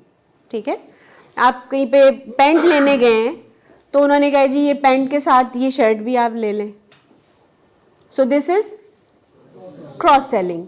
और अगर आप कोट लेने गए थे, सिंपल ब्लेज़र लेने गए थे और उसने वो आपको एक उसी की बेस्ट क्वालिटी में कोट ही है बट प्राइस में ज़्यादा वो ऑफ़र कर दिया, तो दिस इज़ अपसेलिंग। जैसे गाड़ियों में होता है, सिंपल वर्जन्स होते हैं, फुली लोडेड होता है, तो दिस इज़ अपसेलिंग। ये सेल्स में ये टेक्निक्स यूज़ होती हैं, इसीलिए मैंने इन टेक्निक्स के ऊपर थोड़ी थोड़ी बात की बट क्विकली। सो अब हम बात करेंगे फूड बिजनेसेस पे, जो कि हमारे इर्द गिर्द बहुत कॉमन नज़र आते हैं। जैसे स्मॉल कैफ़ेज़ होते हैं, टी स्पॉट्स हैं, टेक अवे पॉइंट्स हैं, बर्गर पॉइंट्स हैं, शावरमा पॉइंट्स हैं, पिज़्ज़ा बहुत आजकल है, इसके अलावा और हर तरह का खाना, देसी इलायती जो छोटे छोटे रेस्टोरेंट्स आपके इर्द गिर्द खुले होते हैं, वो उनके लिए क्या चीज़ें इंपॉर्टेंट हैं? तो फंडामेंटल्स में location of the business is very important, name of the business is very important, taste, quality and price. So अगर कोई साहब ये काम करना चाहते हैं या ऑलरेडी कर रहे हैं तो इन फंडामेंटल्स का ख्याल उनको रखना होगा, तभी उनका फूड का बिज़नेस जो है वो अच्छा जाएगा। क्या टेक्निक्स यूज़ की जा सकती हैं to increase sales? Home delivery in odd hours, क्योंकि आजकल तो सोने जागने के वक्त ही बदल गए हैं ना, सोने के टाइम पे लोग जाग रहे हैं, जागने के टाइम पे सो रहे हैं, तो फिर वो जब जाग रहे हैं तो फिर वो खा रहे हैं, तो then they need this type of things. Plus quick service, of course आप खाना एक सर्टेन टाइम के अंदर पहुंचाना ज़रूरी है। प्रमोशंस, जैसे ये ऑफ़र्स आई होती हैं जी, buy one get one pizza free, या पिज़्ज़ा विद लोडेड फ्राइज़, और ये इस तरह की चीज़ें जो हैं that helps you to get more sale. Food sampling लोग करते हैं, जब वो कोई अपनी आउटलेट बनाते हैं या कुछ है, तो फूड सैम्पलिंग या फूड टेस्टिंग जिसको कहा जाता है, छोटी छोटी स्मॉल सर्विंग्स, सो दैट लोग जो है उसको टेस्ट करें और उनको पता चले कि ये खाने की अच्छी जगह है और वो वहाँ पे लेटर ऑन ऑर्डर कर सकें। Deals on special occasions, like कोई या ईद है, कोई त्यौहार है, कोई फादर डे है, कोई मदर डे है, तो उसके ऊपर आप कुछ ख़ास सब्सिडाइज डिस्काउंट दे के भी अपनी सेल्स को बूस्ट दे सकते हैं। Then we will talk about departmental stores. Departmental stores या कन्वीनियंस स्टोर्स, या जिन्हें हम सेल्फ सर्विस स्टोर्स कहते हैं, जो हम सब के घरों के इर्द गिर्द कोई ना कोई मौजूद होता है, एक से ज़्यादा भी होते हैं। तो इन स्टोर्स के लिए क्या फंडामेंटल्स हैं?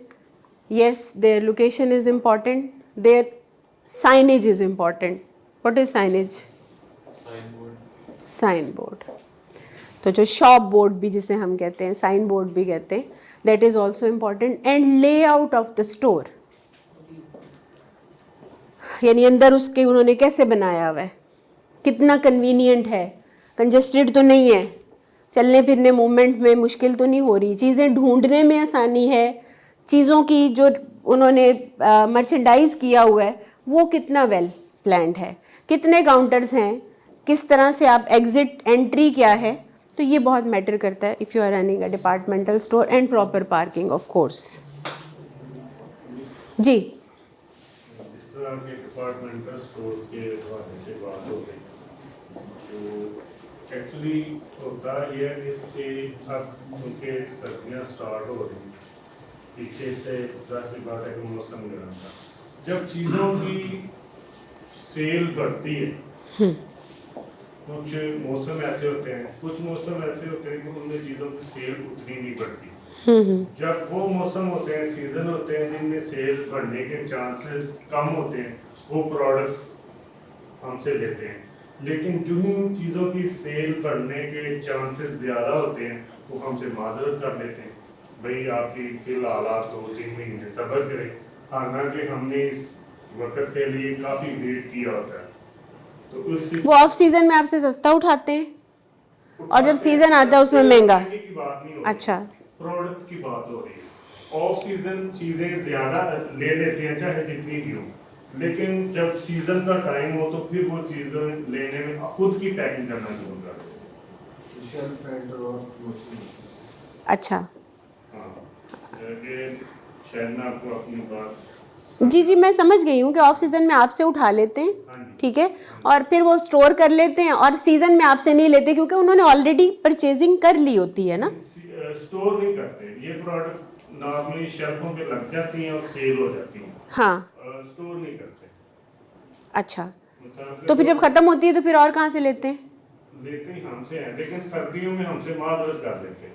अब हो सकता है वो किसी और से भी लेते हो, कोई वो एक्चुअली जहाँ रोज चक्कर लगाते हो या हफ्ते बाद जाते हो, आपको वो सारी चीजें नजर आ रही है। वो खुद की पैकिंग इसलिए करते हैं कि उनमें जो मार्जिन, प्रॉफिट मार्जिन हमें देना होता है, वो अपने पास रखना चाह रहे होते हैं। फिर आपने खुद ही अपने सवाल का जवाब दे दिया। तो फिर हमें देखिए, होना तो बहुत कुछ नहीं चाहिए मेरे भाई, लेकिन हम मजबूर हैं बहुत सी चीज़ों के अंदर। सो आपकी इंडस्ट्री में ये चीज़ होती होगी। या तो ओवरऑल दिन ले रहे तो उस चीज का नहीं होता कि ठीक है आप पूरा साल नहीं ले रहे, आपसे कोई आप थोड़ा ना अपने कस्टमर बेस के ऊपर काम करें। मुझे लग रहा है कि आपका थोड़ा सा बातों से लग रहा है ना, ये कस्टमर चेंज नहीं करना चाह रहे। हाँ, ये उसी के साथ जीना मरना इन्होंने कसम खाई हुई है। अच्छा जी, चले हम क्विकली इसको वाइंड अप करें। आप यस, हाँ, आप अपने ड्राई फ्रूट आप ऑनलाइन क्यों नहीं शुरू करते? आप B2B में जो घुसे हुए हैं तो कंज्यूमर के पास जाएं, कंज्यूमर के पास जाएं, वो देन एंड देयर कैश पे करेगा आपको, आप क्रेडिट के चक्कर से निकल आए। चीजें जो है एक इन्वेस्टमेंट बेस पे होती हैं। मिसाल के तौर पे कुछ लोगों के लिए 1 अरब रुपया मामूली सी बात हो, शायद हम में से ऐसे बैठे हों जिनके लिए 5 लाख 10 लाख भी नहीं लगता। नहीं, देखिए आपने थोड़ा सा भी मंगवाए ना 2-3 लाख का आ जाता। अच्छा जी, प्लीज़ कॉन्सेंट्रेट। आप कुछ कारोबार में फिर कुछ फेंक के ही उठाएंगे ना आप, ऐसे तो नहीं है कि आप कारोबार डालेंगे तो कुछ इन्वेस्ट करेंगे तो आपको रिटर्न आएगा, बट आप थोड़ा सा इसके ऊपर, मैं आपसे सेपरेटली बात करूंगी इसके ऊपर, ठीक है जी? जी, वैसा बिजनेस है जो बगैर इन्वेस्टमेंट के हो सकता मैं करती हूँ ना सर्विसेज का बिजनेस। इसके अलावा कोई ऐसा काफ़ी चीज़ें हैं, आप रिसर्च करें इसके ऊपर। सर्विसेज में बहुत कुछ आता है, सर्विसेज के अलावा अच्छा जी, let's come back to the point. ये फंडामेंटल्स थे, और अब सेलिंग टेक्निक्स में ऑफ कोर्स अगर आप डिपार्टमेंटल स्टोर रन कर रहे हैं और होम डिलीवरी शुरू कर देते हैं तो आपकी सेल्स बढ़ सकती है। Ambience of the store is very important. Staff आपका ट्रेंड होना चाहिए, हेल्पिंग होनी चाहिए। डिस्प्ले एंड मर्चेंडाइजिंग, जैसे मैंने पहले बताया कि कौन सी प्रोडक्ट्स कहाँ पे आनी है। अब आपने एक तरफ जो है मसाला जात लगाए हुए हैं और साथ आपने जो है वो उसी से कुछ मिलती जुलती चीज़, घी या कुछ ऐसी चीज़ लगाएं, ना कि आप उसके साथ आप डिओड्रेंट्स ला के रख दें। So you have to have a aesthetic sense कि आपके प्रोडक्ट का सीक्वेंस, डिस्प्ले और मर्चेंडाइजिंग कैसी होनी चाहिए। Complete assortment. कस्टमर आया, नेचुरली बाय करने आया, तो आपको पता होना चाहिए कि आपके पास क्या क्या असॉर्टमेंट होनी चाहिए, क्या क्या वैरायटी होनी चाहिए। ऐसा तो नहीं कि आपकी शॉप से आधी चीज़ें लेने के बाद उसे फिर किसी और शॉप में जाना पड़ रहा है। आधी मज़ीद चीज़ें लेने के लिए, क्योंकि उसने वो सारी चीज़ें तो बाय करनी है, आपसे नहीं मिलेंगी तो किसी और से ले लेगा।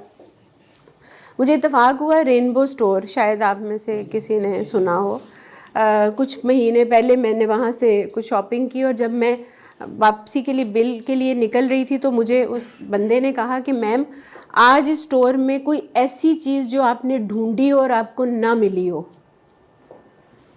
तो मैंने कहा नहीं भाई ऐसा तो कुछ नहीं, मेरा ख्याल है मुझे जो चाहिए था वो मिल गया।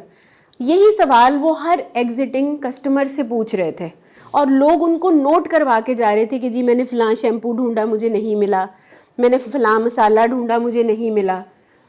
Why they were doing this? Because वो अपनी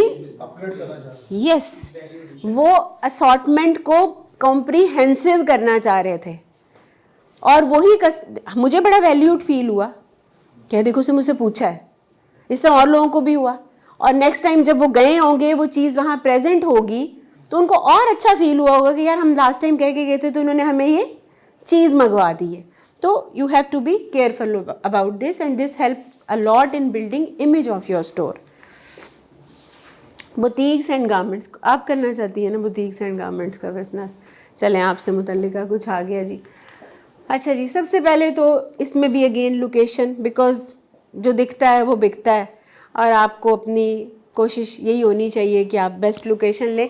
देखिए बेस्ट लोकेशन महंगी होती है, आई अंडरस्टैंड, बहुत से लोगों के ज़हन में ये आता होगा कि ये तो महंगा काम है, बट आपको अगर बेस्ट लोकेशन नहीं भी मिलती तो उससे थोड़ी सी कम लोकेशन लेने की कोशिश करें और किसी तरह की ब्रांडिंग से उसको विजिबल करें। मकसद ये है कि वो नज़र आनी चाहिए। बहुत सी शॉप्स सैलून्स जो हैं वो बेसमेंट में होते हैं लेकिन उन्होंने ऊपर भी एक डायरेक्शनल साइन या कोई ब्रांडिंग की होती है जो इंडिकेट कर रही होती है कि बेसमेंट में ये जगह है।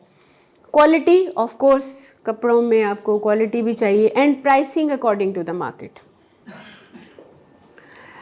प्राइसिंग आपको अपनी मार्केट के अकॉर्डिंगली रखनी होगी। जैसे बड़े स्टोर्स में भी आप देखें, बड़े इस्टेब्लिश ब्रांड्स जो हैं आपको जो चीज़ अलामा इकबाल टाउन वाली ब्रांच में मिलेगी वो DHA वाली ब्रांच से डिफरेंट होगी। क्यों? No style wise, design wise and of course price wise. तो वो डिज़ाइन आपको अगर सफ़ायर का अगर एक शॉप में मिल रहा है तो हो सकता है वो गुलबर्ग की किसी शॉप में अवेलेबल ना हो। लोकेशन, लोगों का टेस्ट है, अफोर्डेबिलिटी है, वो देखते होंगे कि अच्छा यहाँ ज़्यादा हमारे टॉप्स बिकते हैं, अच्छा नहीं इस एरिया में हमारे 2 पीस ज़्यादा बिकते हैं, तो वो उसके अकॉर्डिंगली असॉर्टमेंट्स बनाते हैं। जी जी बिल्कुल। तो वो लोग अक्सर ज़्यादा प्रेफर करते हैं जी, आपकी ओरिजिनल ब्रांड है 5000 क्या कॉपी आपको 1000 में मिल रही है और थोड़ा सा जी जी जी जी जी, इसको किस तरह से आप देख रहे हैं? तो मर्जी है उनकी, ले लें, वो कॉपी पहनना चाहें कॉपी पहने, ओरिजिनल पहनना चाहें ओरिजिनल पहने, जिसको जो समझ आती है। This is something personal choice, इस पे कोई किसी को कुछ कह नहीं सकता।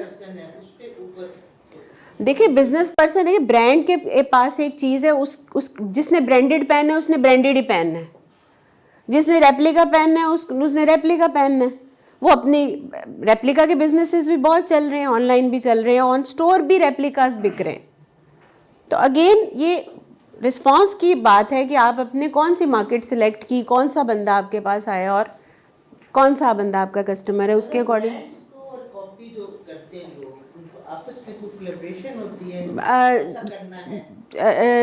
मैंने तो सुना है कि इवन जो ब्रांड्स ही हैं अपने रेप्लिकास खुद ही बनाते हैं।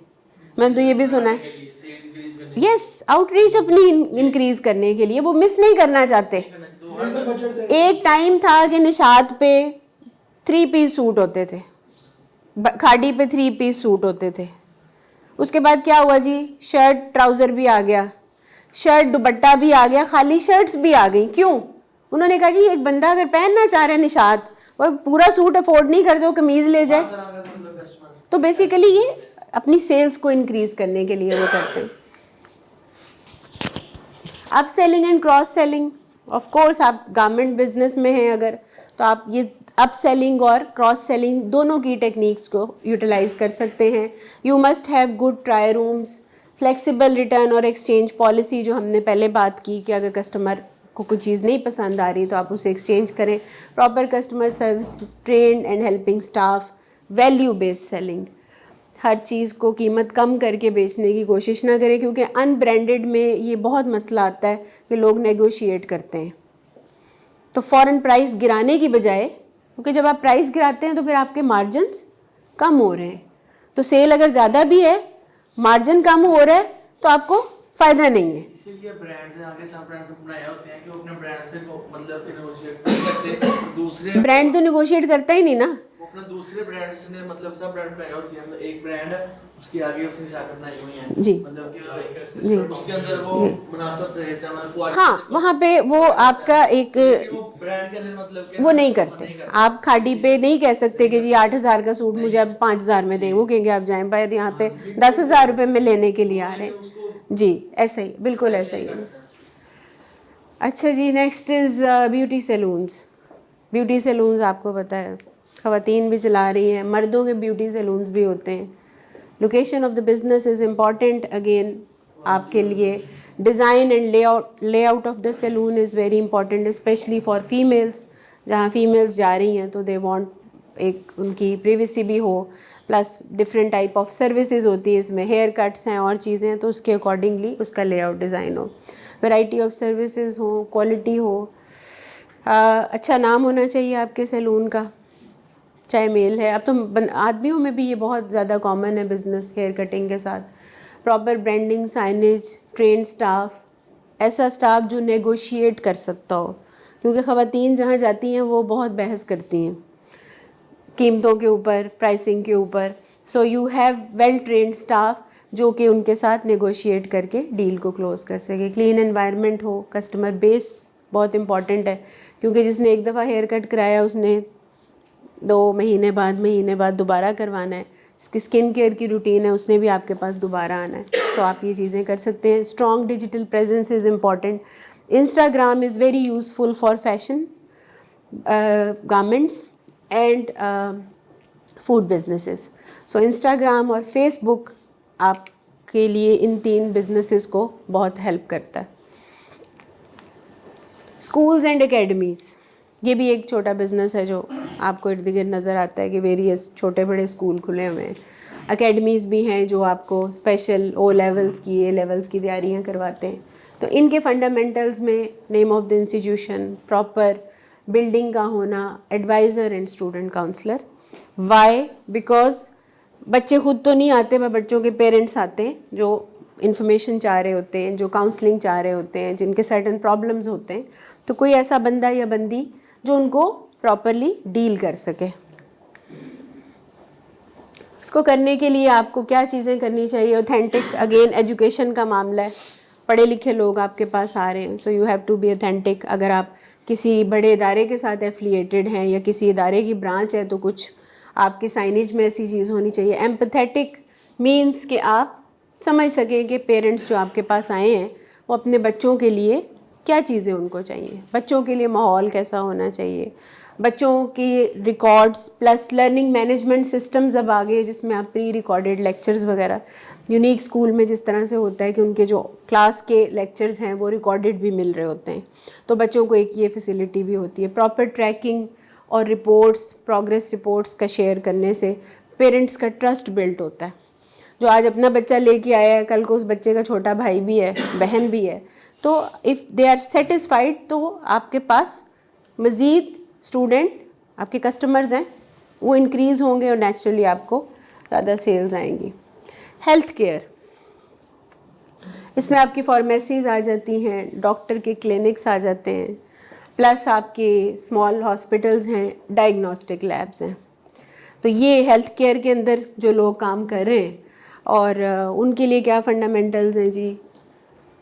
Again location is very important, plus easy approach. वही जैसे हमने पहले बात की कि आपकी घर के करीब है, अगर आपकी सोसाइटी के करीब कोई हॉस्पिटल है, कोई लैब है, तो इसका आपको फ़ायदा है। प्रॉपर पार्किंग हो, खुदा ना खास्ते इन केस ऑफ एमरजेंसी आप जाएं और पहले आप घंटा पार्किंग ढूंढ रहे हैं हॉस्पिटल के अंदर जाने के लिए। ऑथेंटिक स्टाफ आपका जो है वो, because it's matter of life तो हेल्थ की बात है, आपका स्टाफ जो है वो ऑथेंटिक होना चाहिए। क्या करें आप कि आपकी ये बिजनेसेस ग्रो करें, 24/7 आपकी सर्विस होनी चाहिए, क्योंकि बीमारी पूछ के नहीं आती, बीमारी वक्त देख के नहीं आती। कैपेबिलिटी टू हैंडल एमरजेंसी, ये आपके स्टाफ के अंदर ये एबिलिटी होनी चाहिए।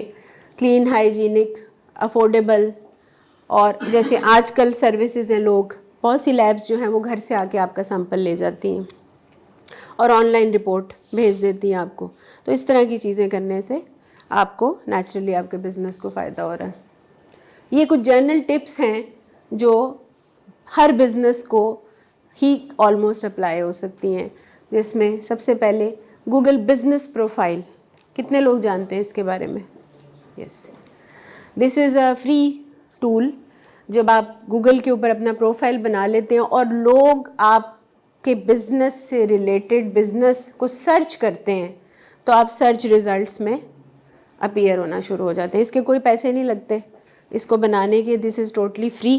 आपको सिर्फ अपना क्रीडेंशियल्स ऐड करने पड़ते हैं और उसको रेगुलरली अपडेट करना पड़ता है। तो ये ख़ास तौर पे जिन लोगों के शॉप्स हैं, ख़ास तौर पे जिन लोगों के कोई पॉइंट्स ऐसे हैं, तो वो गूगल बिज़नेस की हेल्प से अपने आप को ज़्यादा सर्चेबल बना सकते हैं। Use the power of social media, जैसे मैंने पहले भी बताया कि इंस्टाग्राम, फेसबुक, इन चीज़ों को यूज़ करें। If you are running a food business, garment, और प्लस अगर आप इस तरह काम कर रहे हैं तो उसमें आपको ये हेल्प कर सकते हैं। हैव एन अपडेटेड वेबसाइट, और अगर आपकी वेबसाइट का आप SEO भी करवा लेते हैं तो वो आपके बिज़नेस के लिए बहुत फ़ायदेमंद है। And we must also have to rectify the relevant channel of communication as well. जैसे यहाँ पे भाई कुछ कर रहे हैं बिजनेस उसका मेडिकल इक्विपमेंट्स का या मशीनरी का, तो मेरा नहीं ख्याल कि उनकी ऑडियंस जो है वो फेसबुक पे या इंस्टाग्राम पे बैठी होगी। जी जी, उनकी ऑडियंस जो है वो गूगल पे होगी। बिल्कुल, वेबसाइट की जरूरत है। बिल्कुल ऐसे ही, बिल्कुल ऐसे ही। एक्चुअली वेबसाइट इसलिए इम्पॉर्टेंट है, वेबसाइट थोड़ा सा ना आपको ऑथेंटिसिटी देती है कि आपको लगता है, क्योंकि आजकल आप किसी से भी बात करें ना तो वो फ़ौरन ना आपका नाम डाल के ना गूगल पे देखने की कोशिश करता है, और अगर उस आपको कोई कहेगा मेरी वेबसाइट नहीं है तो आपको लगेगा कि ये कोई बैकवर्ड है, ये बंदा शायद अपडेटेड नहीं है। सो ये एक रेक्विजिट बन गया है कि आपकी वेबसाइट ज़रूर हो। Yes, you have raised a very valid point कि हर बिज़नेस के लिए जो है वो फेसबुक या वो चीज़ उस तरह कारआमद नहीं है। आपको खुद देखना है कि मेरे लिए क्या चीज़ सूटेबल है। हर जगह प्रेजेंट होने की बजाय 2 जगह प्रेजेंट हो जाएं, ढंग से प्रेजेंट हो जाएं, 2 कोई चैनल या 2 कोई मीडियम यूज़ कर लें जो आपको फ़ायदा दें, बजाय कि आप बहुत सी चीज़ों को साइमल्टेनियसली छेड़ लें। बिकॉज यहाँ पे प्रेजेंस का मतलब है रेगुलर अपडेशन। जब आप किसी का फेसबुक पेज देखते हैं तो सबसे पहले क्या चीज़ देखते हैं? उसके फॉलोअर्स देखते हैं हम, ठीक है, लास्ट पोस्ट, फॉलोअर्स देखते हैं सबसे पहले लास्ट पोस्ट। और अगर वो लिखा हो कि 6 महीने पहले आई थी तो आप फिर जहमत ही नहीं करते नीचे ज्वाइनिंग भी देखते हैं हम, जो उसका पेज का ज्वाइनिंग है वो YouTube पर है या मतलब Facebook पर है, ये भी हम देखते हैं। कब से ये अटैच है जी। तो जैसे आपको लगता है कि अरे 6 महीने से बंदा बोला ही नहीं है, तो आपको लगता है कि ही इज़ नो मोर, यानी वो आपकी बुक्स में वो ख़त्म हो गया वो बिज़नेस। तो यहाँ ज़रूरत ये है कि आप रेगुलरली अपडेट करें उसे। सिर्फ पेज बनाने से कुछ नहीं होगा। And try to bring organic traffic. मुझे लोग ये भी सवाल करते हैं कि हमारा पेज है तो उसके ऊपर जो है वो हम पोस्ट भी देते हैं तो फिर भी हमें जो है वो कोई रिस्पांस नहीं आ रहा। भाई पोस्ट आप दे रहे हैं, एक तो आपके फॉलोअर कम है, अच्छा फॉलोअर भी ज़्यादा हैं, पोस्ट को ना कोई लाइक कर रहा है ना कोई शेयर कर रहा है, क्या मतलब है इस बात का? कोई कमेंट भी नहीं कर रहा। यस, आपने जो 10,000 बंदा अपने पेज पे इकट्ठा किया हुआ है ना, it's not relevant to your business. That's why वो आपकी पोस्ट के ऊपर कमेंट नहीं कर रहा, उसे लाइक नहीं कर रहा, उसे शेयर नहीं कर रहा। ठीक है जी, this was all about today's session. If you have any question आप लोग पूछ सकते हैं जी। एक मैं मतलब कि ब्रांड की मतलब कि एक चीज़ परचेज करता हूँ ना कि मतलब कि ना ट्रेडर हूँ मैं। जी प्लीज़ गौर से सुनिएगा। तो मैं उनके प्रोडक्ट सेल करता हूँ। उन्होंने रिसेंटली जो है ना रेट्स उन्होंने चेंज करने थे, इंक्रीज करने थे। अच्छा मैंने जो मेरे पास मतलब जितने भी मतलब के था कैश को फ्लो जितना भी मैंने सारी इन्वेस्टमेंट कर ली, ठीक है, उनकी प्रोडक्ट मैंने परचेज कर ली, ठीक है। फिर उसके बाद उन्होंने रेट्स चेंज कर लिए एक दफ़ा, उसके बाद फिर रेट्स चेंज कर लिए। अच्छा जो जिस पे मैंने परचेज की है वो रेट्स और थे, उसके बाद 2 मरतबा रेट मतलब के बढ़ गए, डिक्रीज हो गए हैं। अच्छा कम कर लिए, एक दफ़ा हुआ है डिक्रीज, 2 मरतबा हुए हैं। अच्छा। अब वो जो चीज़ पे मतलब कि मैंने इन्वेस्टमेंट की थी, ठीक है, मैंने परचेज की थी, वो उस रेट से भी नीचे चले गए हैं। अच्छा अगर मैं उनको मतलब पे वापस भेजूं, ठीक है, उन्हें तो वो उस पे वो परचेज नहीं कर रहे, ठीक है, अब मैं उसको मार्केट में कैसे सेल आउट करूंगा? वो भी बेच रहे हैं, वो भी बेच, वो खुद भी बेच रहे हैं, वो खुद, हाँ वो भी बेच रहे हैं और कम कीमत पे बेच रहे हैं, कम कीमत पे बेच रहे हैं।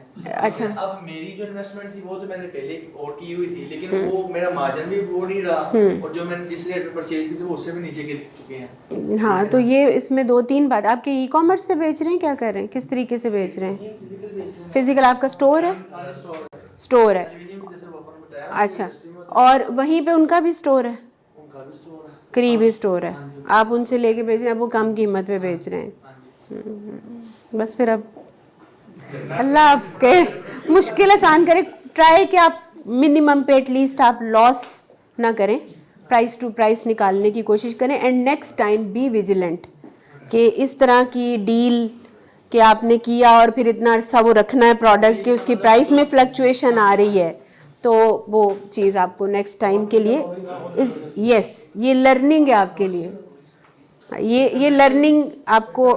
जो डॉलर का रेट है, गोल्ड का रेट है, हाँ आपको अवेयरनेस मैम बेसिकली जो छोटे शहरों में कारोबार हैं लाइक बिल्डिंग मटेरियल के, और जैसे भाई ने बताया ग्लास और एल्यूमिनियम का, ऐसे कारोबार जो हैं वो अपना मटेरियल उठाते हैं उन डीलर्स से जो उन्हीं शहरों में बड़े सप्लायर होते हैं, ठीक है, तो ये प्रॉब्लम उन्हें फेस करनी पड़ी है रिसेंटली जब डॉलर की प्राइस एकदम हाई। जी एग्जैक्टली। तो आप किसी और मार्केट में वो निकालने की कोशिश करें, थोड़ी सी रिसर्च करें, find another market for your product जहाँ आपको एटलीस्ट लॉस ना हो, थोड़ा उस एरिया से निकलें, वहाँ पे अगर उनका ऑर्डर जी।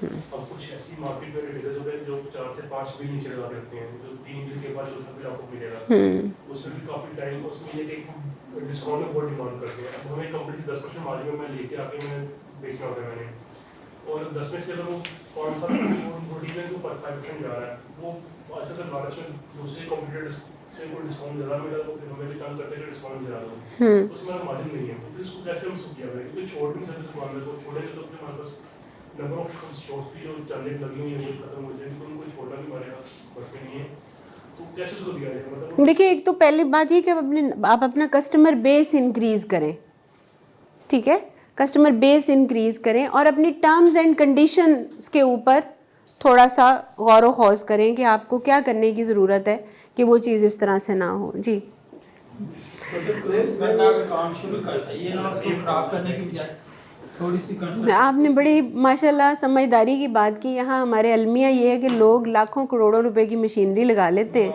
लेकिन कंसल्टेंट को फ़ीस देने के लिए तैयार नहीं होते, ठीक है, बट लोगों में अब बहुत अवेयरनेस आ रही है क्योंकि मुझे स्पेशली कांटेक्ट करते हैं वो लोग जो small and medium size businesses कर रहे हैं, इवन वो इन्वेस्टमेंट भी बहुत बड़ी नहीं है बट येट उन्हें पता है। इनिशियली क्या होता था, लोग काम ख़राब करने के बाद हमारे पास आते थे कि जी ये ख़राब हो गया है, अब ये हो नहीं रहा, नाम गलत है, लोगो गलत है, प्रोडक्ट गलत है, मार्केट गलत है, सब चीज़ गलत करके आके कह रहे हैं जी सेल नहीं हो रही, तो कैसे होगी।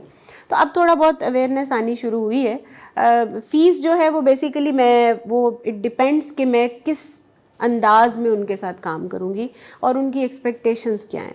कुछ लोग चाहते हैं कि उनके साथ 6 माह काम किया जाए, उनकी रिक्वायरमेंट्स ऐसी होती हैं तो वहाँ पे हम उनके साथ रिटेनर फ़ी पे काम करते हैं। कुछ लोग चाहते हैं कि उनको सिर्फ प्लानिंग पार्ट करके दे दिया जाए जिसमें 1 हफ़्ता लगता है, तो उसके अकॉर्डिंगली यानी स्कोप ऑफ द वर्क के अकॉर्डिंगली जो है मैं चार्ज करती हूँ। के बाद आपको सेशन उसकी क्या हाँ चलें, वो मैं आपसे सेपरेटली बात कर लूँगी।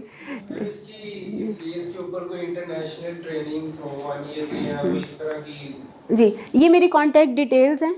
मेरा ईमेल है, अगर आप मुझसे कांटेक्ट करना चाहें इस सेशन के हवाले से, कोई क्वेश्चन पूछना चाहें कुछ, तो ये मैं आपसे शेयर कर रही हूँ। आप प्रेफरेबली मुझे व्हाट्सएप कीजिएगा और अपना हवाला दीजिएगा कासिम अली शाह फाउंडेशन ये सेशन, सो दैट मैं रिकॉल कर सकूँ कि आप मुझसे क्या पूछ रहे हैं। ठीक है जी? जी, ये डिपेंड करता है कि मैं कितना, मैं उस वक्त, बट नॉर्मल देखिए, मैं आप मुझे मैसेज करें, मैं उसको अपनी फुर्सत पे फिर देख के, अगर मैंने देर में भी जवाब देना होगा तो मैं आपको ओके या कुछ लिख के भेजूंगी कि I will get back to you in the evening और ये वो। ठीक है? वैसे कोई फ्री डे होता है? नहीं, कोई फिक्स डे नहीं है, लोग पीपल कैन कॉन्टैक्ट मी। हाँ, संडेज को जब वो करते हैं मैं फिर जवाब नहीं दे पाती, बिकॉज दैट इज देखिए कुछ लोग ऐसे हैं, स्कॉलर्स हैं, उनको वो सर्टेन टाइम पे रखा होता है, ना दिन फ्लैट आवर्स के अंदर आप टच करें तो फौरी रिप्लाई आ जाता है। नहीं, मैं फौरी वाली कमिटमेंट नहीं करती, बट ये कि मैं रिस्पॉन्ड ज़रूर करती हूँ। हाँ, हो सकता है मैं आपसे कहूँ कि मैं 2 दिन बिजी हूँ, मैं तीसरे दिन आपसे खुद कांटेक्ट कर लूँगी। वो मेरा अपना एक तरीकाकार है, मुझे रिमाइंडर आ जाता है तो मैं फिर उस सिलसिले में कांटेक्ट कर लेती हूँ। जी, आपने कुछ पूछा था? मैं कह रहा था कि सेल्स या मार्केटिंग के ऊपर कोई इंटरनेशनल सर्टिफिकेशन जो आप रिकमेंड करते हैं, ये वाली अगर सर्टिफिकेशन हो तो ये अच्छी है, नेशनल या लोकली कोई? देखिए, इंटरनेशनल तो बहुत सारी हैं, बेशुमार हैं, कुछ पेड हैं, कुछ अनपेड हैं, तो वो आपकी अगेन कॉल है, because they charge in dollars. अब वो डॉलर्स इतना महंगा और डॉलर हो गया है कि वो आई डोंट नो कि उसके अंदर क्या है। सो आप अगर सर्च करेंगे तो आपको काफ़ी सारे ऑप्शंस नज़र आ जाएंगे। वैसे for the sake of knowledge तो यूट्यूब पे, लिंक्डइन के ऊपर बहुत मटेरियल पड़ा, अगर आप वहाँ से पढ़ना चाहें। But for certification purpose, yes, Pakistan में भी कुछ जगहों से हो रहा है। अभी जो है वो हम खुद भी अपनी एक सर्टिफिकेशन शुरू कर रहे हैं, तो मुझे आप लोग लिंक्डइन पे ज्वाइन कर सकते हैं उस्मा कमाल के नाम से, तो जी, और आप वहाँ से मुझे फॉलो कर सकते हैं। सो जो रेगुलर अपडेट्स होंगी, we can stay in contact through that. जी, मेरे ख्याल में तो एसईओ जो है वो डिजिटल मार्केटिंग का एक पार्ट है, ना कि उसका वो कहेंगे सबऑर्डिनेट के कोई अलग से फील्ड है, ये कहेंगे नहीं, आपका एसईओ आपकी वेबसाइट के लिए है ना, और फेसबुक और आपके वो डिजिटल प्रेजेंस, बेसिकली तीनों ही डिजिटल प्रेजेंस हैं। ठीक है, तो वो पूछना। जी जी, एनी अदर क्वेश्चन? मेरी एक प्रोडक्ट है, मैं उसकी प्राइस जो है इंक्रीज करना चाहता हूँ, लेकिन जो कस्टमर है मुझे वो पुरानी कीमत पे लेना चाह रहा है, वो मेरा मार्जिन है वो भी खाना चाह रहा है, तो बार बार उसी पे ही, इसके लिए मुझे क्या करना चाहिए? नहीं, आप उसको बताएं कि आप क्या चीज़ है जो पुरानी कीमत पे चल रही है। पेट्रोल महंगा हो गया, बिजली महंगी होगी, you have to convince the other person ना। जी, अमेजिंग है कि आपने आप सेलिंग कहा तो उसकी एक टर्म आप सर्विसिंग भी है हमारे यहाँ। तो अब सर्विसिंग में ये है कि पेंटर कोई घर में नए कमरे के लिए पूरा घर पेंट करके जाएगा, वो कहेगा ये भी कर लो, ये भी कर लो, मैसेज को लाए थोड़ा सा काम के लिए वो सारा घर खेड़ देगा। जी जी जी जी, ये अब सर्विसिंग उनको तो पता है कि मैंने किस तरह कस्टमर को किस तरह आगे लेके जाना, किस तरह वो डिजाइन एनहांस करना। जी जी, बिल्कुल ऐसे। हम जो इन्वेस्ट करते हैं पैसे हम लॉस कर सकते हैं। जी जी, बजा फरमाया आपने, बिल्कुल इस तरह से ही है। जी जी, मेरा क्वेश्चन ये है कि मैं डिजिटल मार्केटिंग की एजेंसी रन कर रहा हूँ और मेरे पास जो क्लाइंट्स हैं और जो मेरी टीम है वो सारी ऑनलाइन है, तो जो क्लाइंट्स होते हैं ना उनके साथ हमारा ना ट्रस्ट बिल्डिंग होता है, तो उसका क्या सोल्यूशन है? क्योंकि हम ऑनलाइन काम कर रहे हैं, टीम सारी ऑनलाइन होती है। ट्रस्ट बिल्ड नहीं होता, उनका आपके साथ नहीं होता, आपका उनके साथ नहीं होता। जो क्लाइंट्स हम जिनको पिच कर रहे होते हैं वो हम पे ट्रस्ट कैसे करें, क्योंकि हमारी फिजिकल प्रेजेंस नहीं होती। फिजिकल नहीं है, बट डिजिटल प्रेजेंस स्ट्रांग होनी चाहिए ना। व्हाट्सएप पे आपको होना चाहिए, आपका बंदा जो उसको कम्युनिकेट इतना अच्छा करना चाहिए उसके साथ कि उसको खुद से यकीन आ जाए कि ये बंदा जो है वो ऑथेंटिक है। रिव्यूज़ लें, अपनी ट्रैफिक बढ़ाएं, अपनी वेबसाइट के ऊपर, अपनी डिजिटल प्रेजेंस के ऊपर एक्टिव रहें, तो उसको खुद ही पता चलना है। बहुत से ब्रांड्स हैं जो फिजिकली एग्जिस्ट ही नहीं करते, they are only present online.